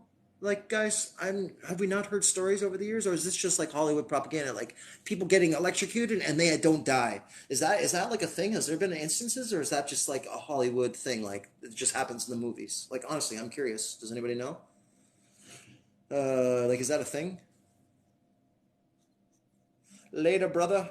So, I'm sure someone will chime in at some point in time, regardless. So, instantaneous and painless. So, Brown surreptitiously, that's a different word, surreptitiously bought some Westinghouse motors and began experimenting with larger animals. In Edison's laboratory, he Westinghoused 24 dogs bought from local children at 25 cents each. So the local children were hustling them. So he went around, like chasing puppies in back alleys? Like, were they just like homeless dogs and stuff? Like, what was going on there? Did like the kids like start a puppy mill and there was like this business between them? Anyways, weird shit. What else did he Westinghouse? 2 calves and a horse. After this demonstration, the New York Times reported the experiments proved the alternating current to be the most deadly force known to science, and that less than half the pressure used in the city for electric lighting by this system is sufficient to cause instant death. After January 1st, the alternating current will undoubtedly drive the hangman out of the business in this state. What do you guys think about that? I'm going to start, should we start doing that? Like, we're going to Westinghouse this guy? Or more like Edison? Because Westinghouse, yeah, Brown's brought some Westinghouse. Oh, so, okay, so yeah. So he took the motors and made them set up in such a way to make Westinghouse look bad. And they used the term Westinghouse. So, yeah. We're not going to say murder, we're going to say it got Westinghouse. Or, sorry, Edison. I'm gonna start doing that. Edison. You're gonna have to Edison that guy. Motherfuckers. See, that's some dirty like business practice too, right? Who the fuck does that? Here, let's buy puppies off the local fucking kids and kill them in the name of science. But I think about how many animals have actually died in the name of science. Like, it's terrible.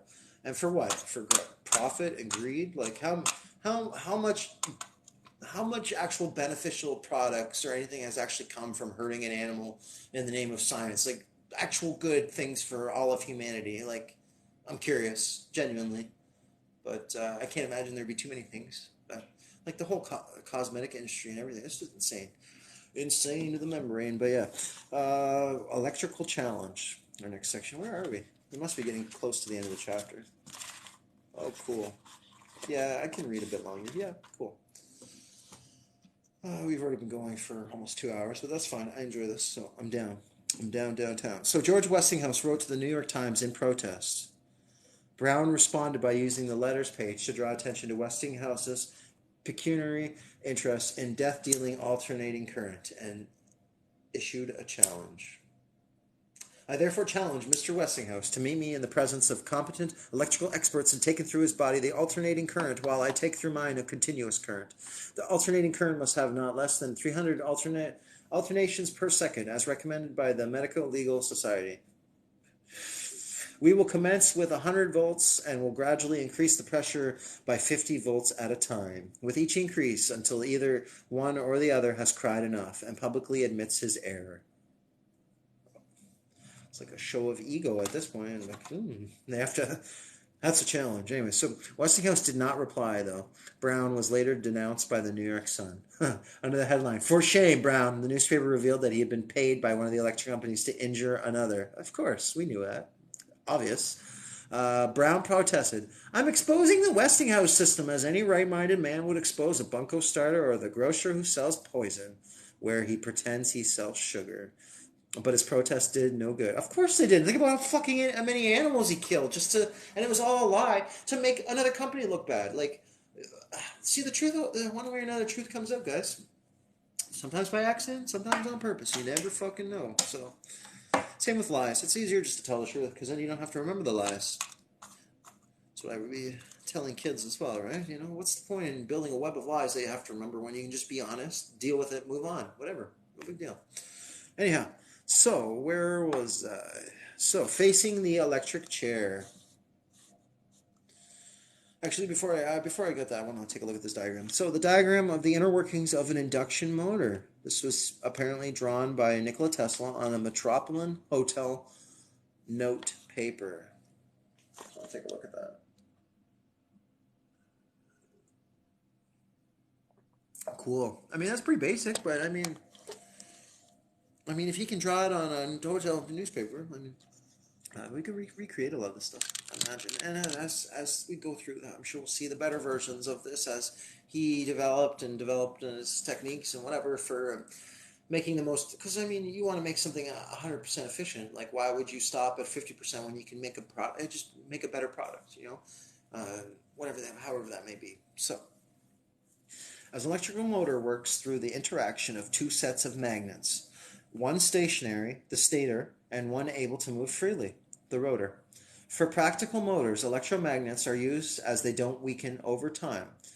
Permanent magnets do. So both the stator and rotor are essentially coils of wire wrapped around metal cores. However, even electromagnetics have no reason to set the rotor spinning, but magnetic attraction will draw a north pole on the rotor towards a south pole on the stator. To keep the motor turning, the polarity of the electromagnets has to keep on switching.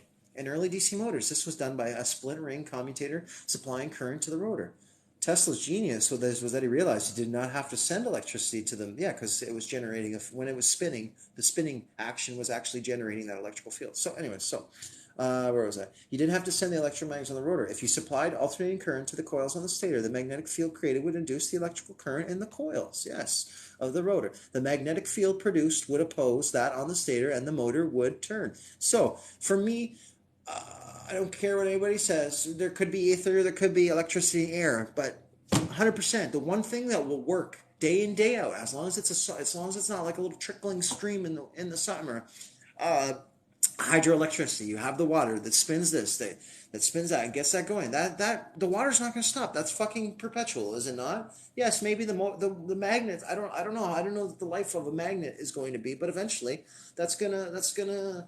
I don't know if it wears out. I don't, but regardless, you can replace it. But it's continually like, what is the maintenance on an AC motor? It can't be that fucking crazy. And how much wattage do you need to live? And lighting's getting better. LED lights, because like 100 watts of LED, I could put a light in every single room in the house plus some more, because you look at the wattage, like 100-watt incandescent light back in the day. Like, it's just, things are definitely, we don't need a lot. We don't need a lot of lighting. We don't need a lot of power. A lot of people are learning to use less, get more out of less too, right? So, I mean, I would be happy with, between 1,000 and 1,500 watts. That would be enough to survive for everyday electricals. You got to turn some things off to use other stuff, whatever the case may be. But I would be very happy if I could just produce my own electricity.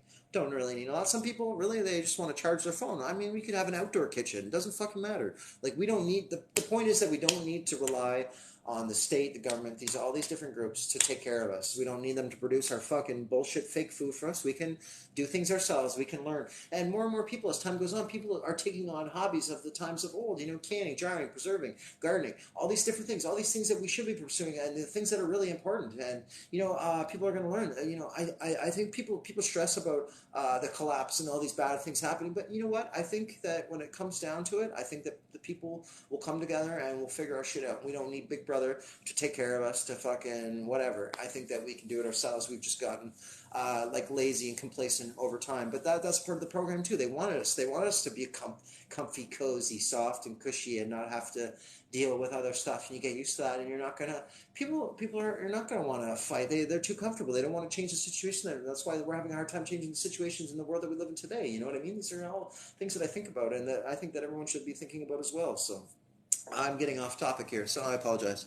Where was I? So essentially, a dynamo or generator is a motor worked in reverse. With a motor, you supply electricity and get a mechanical turning force. In a dynamo, you supply the mechanical turning force and get electricity. Yeah, so basically, you get the water would be that mechanical force. Perpetual electricity. So, turning force and getting electricity. Add in the transformer, and Tesla had created a complete system of generating, transmitting, and utilizing power. Yeah. So, did he create this, or did he reverse engineer it? These are the questions I have. So, anyways, there's more will come down the road, but that's what it is. So, facing the electric chair. William Kemmler's execution went ahead on August 6th of 1890. It was neither instantaneous nor painless. Oh, fuck, poor guy. To the horror of all present. Oh, imagine having to watch that, like a failed electrocution. That must have been terrible. Gross. I wonder if they filmed it. Would you watch that? Maybe. I watched a lot of strange videos in my youth. So I would. I mean, I watched Two Girls, One Cup. I would probably watch someone get electrocuted. I'm just weird like that, but whatever. Maybe I'm desensitized. Maybe that's what they want. Whatever. I mean, it's probably still making me feel uncomfortable. But regardless, anyways, once again, sorry guys. So, electrocutions. It was neither instantaneous nor painless. To the horror of all present, the chest began to heave. Foam issued from the mouth, and the man gave every evidence of reviving, said Electrical Review. A doctor present told the New York Times he would rather have seen 10 hangings. Westinghouse said they would have done better with an axe, while Edison blamed the doctors. Yeah, of course. They had applied the current to the top of the head, through the hair, though the hair was not conductive, and they had not put. They had not put hand in the jar of water. However, next time they would get it right. Excuse me. He said Brown was notable by his absence, but the damage had been done. Backers began to pull their money out of Westinghouse, and work on Tesla's induction motor was abandoned. See, that sucks. They had something good going there. They were all frauds, my brother. Edison, all those boys. I think they were just playing with stuff that was already around. And whatever they presented as new was probably already very old, in my opinion, after whatever reset happened. I mean there's been a few, obviously. But, yeah. They're all fraudulent, in my opinion, but... it's interesting to look at the history, because like I've been saying, guys, there's always it's two truths and a lie is the game we play here. So they have to use some truth for it to resonate with people, or else we would see all as bullshit instantly. So yeah, obviously there's a lot of fraudulent behavior and a lot of bullshit, but things to think about. Anyways, thanks for tuning in. I think you're new here, but if you are, I've been reading this book. It's The Life and Times of an Electric Messiah. I started chapter 1 yesterday. I probably read like a couple chapters today. I'm trying to go through this book and share it with everyone. And I'm gonna post the first one on YouTube later. It'll be like link in the bio. What do people say these days? Link in the bio. I have like one of those link tree thingies. I was working on that earlier, and yeah. So if you want to check out longer YouTube videos, or obviously if you can follow TikTok, whatever, it's up to you guys. But check it out if it interests you. A lot of interesting stuff to go through. But anyways, carry on. So where was I? Yeah, so they didn't do what they were supposed to. They got fucked over, but it was already too late. Everyone was like, okay, Westinghouse and Tesla are killing people with their money. So the shit was abandoned. Tesla still had faith in his invention. Of course, he invented it. And agreed to remove the royalty clause from the contract if work resumed. George Westinghouse was, in my opinion, the only man on the globe who could take my alternating current system, this is Tesla talking, current system under the circumstances then existing and win the battle against prejudice and money power. It's true. Tesla said he was a pioneer of imposing stature and one of the world's noblemen. After 2 years, work on Tesla's motors resumed. Nice. The young engineer, Benjamin Lamb, examined the patents and the prototypes and concluded that Tesla had exhausted all the possibilities of adapting them to run at higher frequencies. He managed to talk his superiors around. Westinghouse had to go over to 60 cycles per second, the frequency of alternating current used to this day in the U.S., so nothing has changed. It's probably the same thing they've always been using. Anyways, sound, frequency, energy. And the company simply announced that a young engineer had discovered the efficiencies of lower frequencies. So I have here, Lamb stole his work. He was taking credit for something Tesla discovered. Like, man, it's like some serious drama. Like Tesla is getting ripped off, people stealing his work, people discrediting him, lying, propaganda, making him look bad, all this shit. Like this is a good movie script. Like so why is there like a movie of Tesla's life? I would like to make that movie. Like here, it's just life. Enjoy.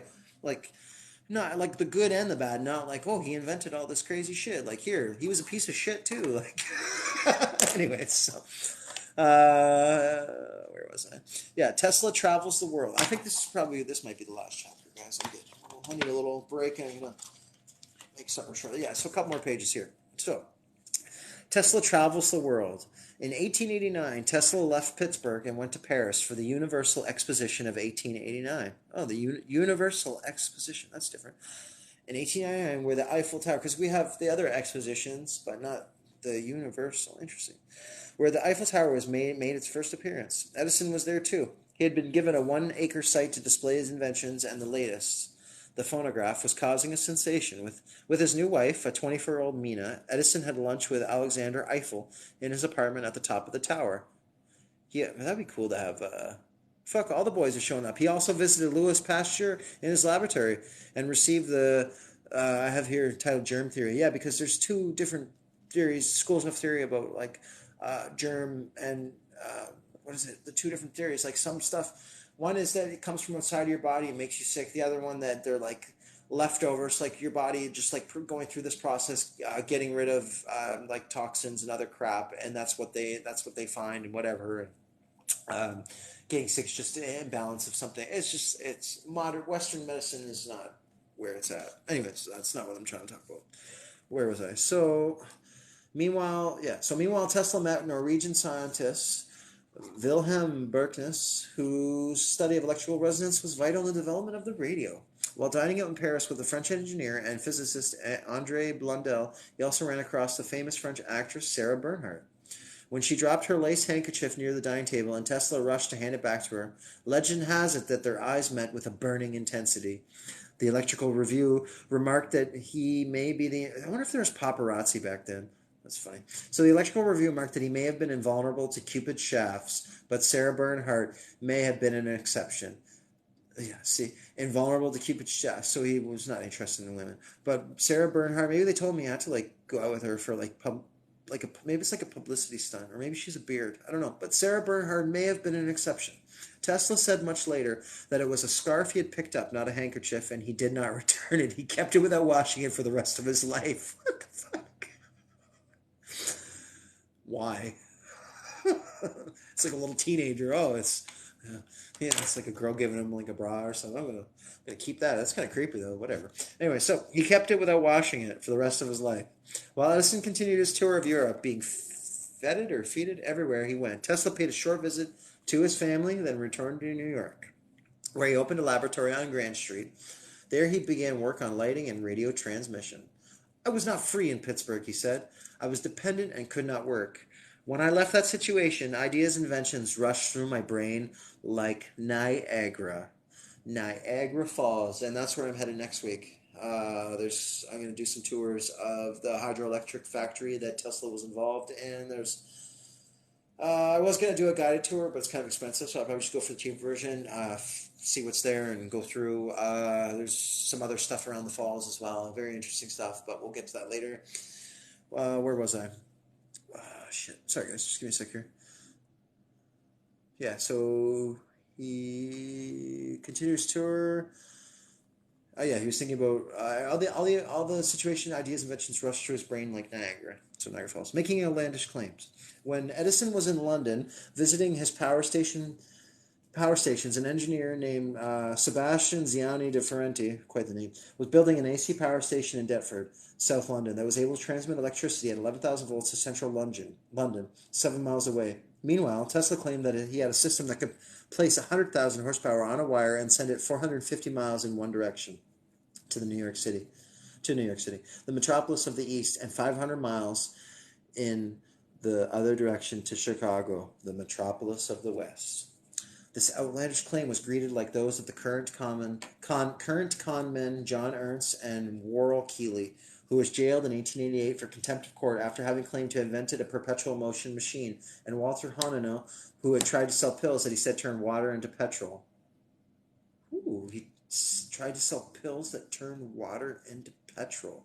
Do you think there could be like some sort of thing that you could add, like a component on a chemical level that you could add that would change the chemistry of the water, like chemistry of the water? Like I know they have all these like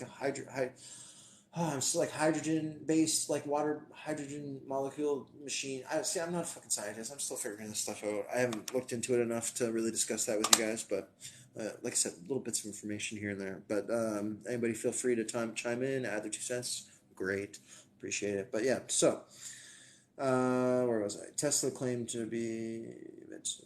Where did that go? Outlandish claim.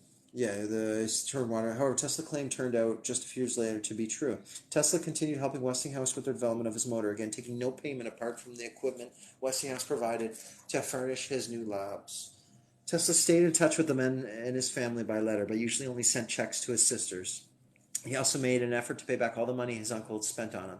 Uncle Peter had risen to become a metropolitan, the orthodox equivalent of a cardinal, while Uncle Pajo responded by sending fine wines, as Tesla often complained of the poor quality of the wine in the U.S.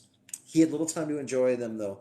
He was working 7 days a week, stopping only to freshen up in the hotel that he had now become his home, or to keep some pressing appointments. Experimental physics. All right. So, rather than working as an engineer, Tesla was now more of an experimental physicist. His close friend, electrical engineer Thomas Comerford Martin, president of the AIEE and editor of Electrical World, was writing an article on Tesla. During their interviews, Tesla would intersperse his diatribes on how a Serbian family had fought off the diabolical Turks with new theories on electromagnetism and the structure of light. After Martin's article was published in February 1890, a meeting of the AIE was devoted to Tesla's AC system. Experiments in the long-distance transmission of AC current were then being conducted in Germany and Switzerland. Westinghouse was opening a hydroelectric plant at the mining camp in Telluride, Colorado, using Tesla's AC system, and the International Niagara Commission announced that it was looking at the best way to exploit Niagara Falls. And what do I have here? Water involved and free energy, but what else? I'm just trying. Sometimes it's actually really funny, guys, because sometimes I can't even read my own handwriting.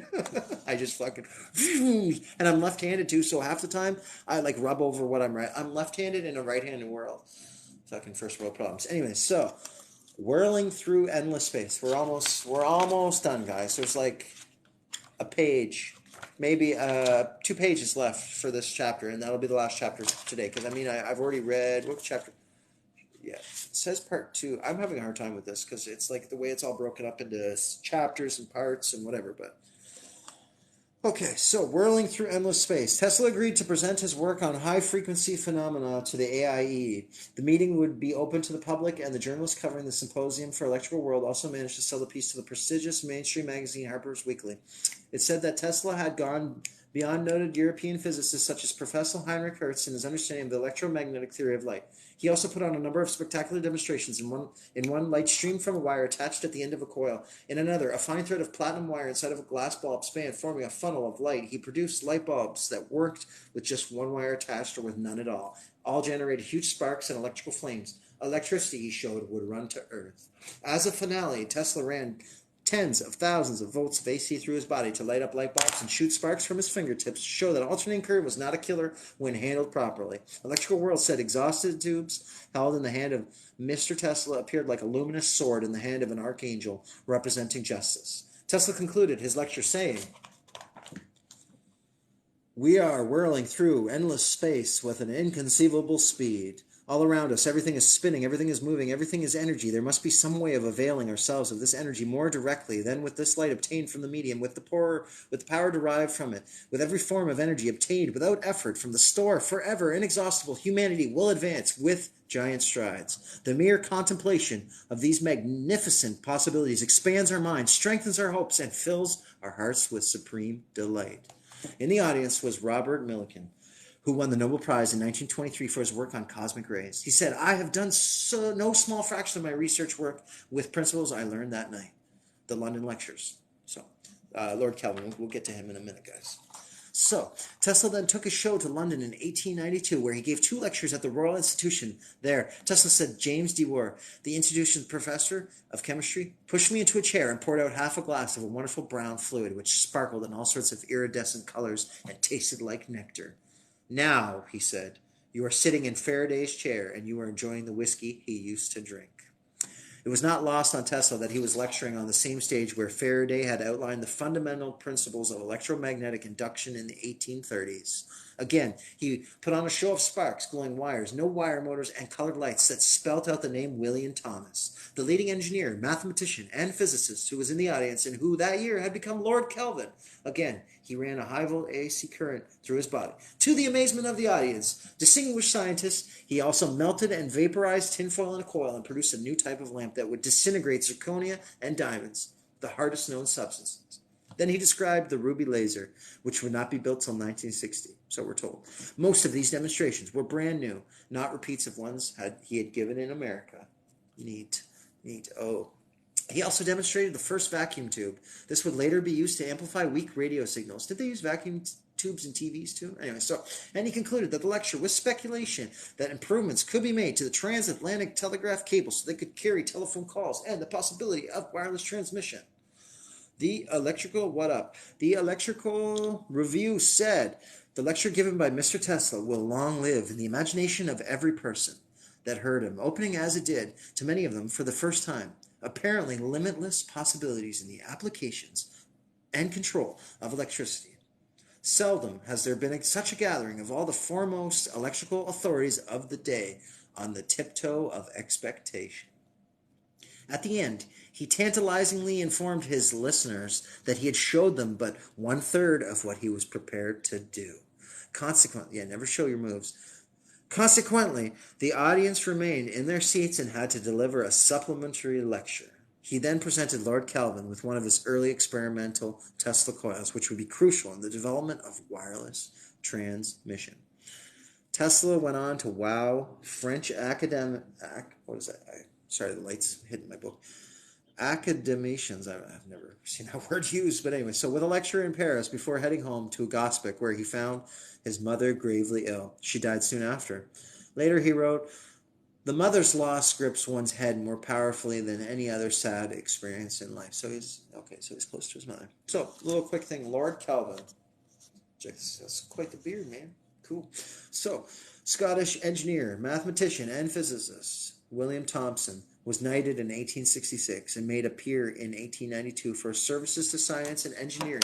He helped develop He helped develop the second law of thermodynamics. Huh. I feel like that gets brought up a lot. Who talks about thermodynamics all the time?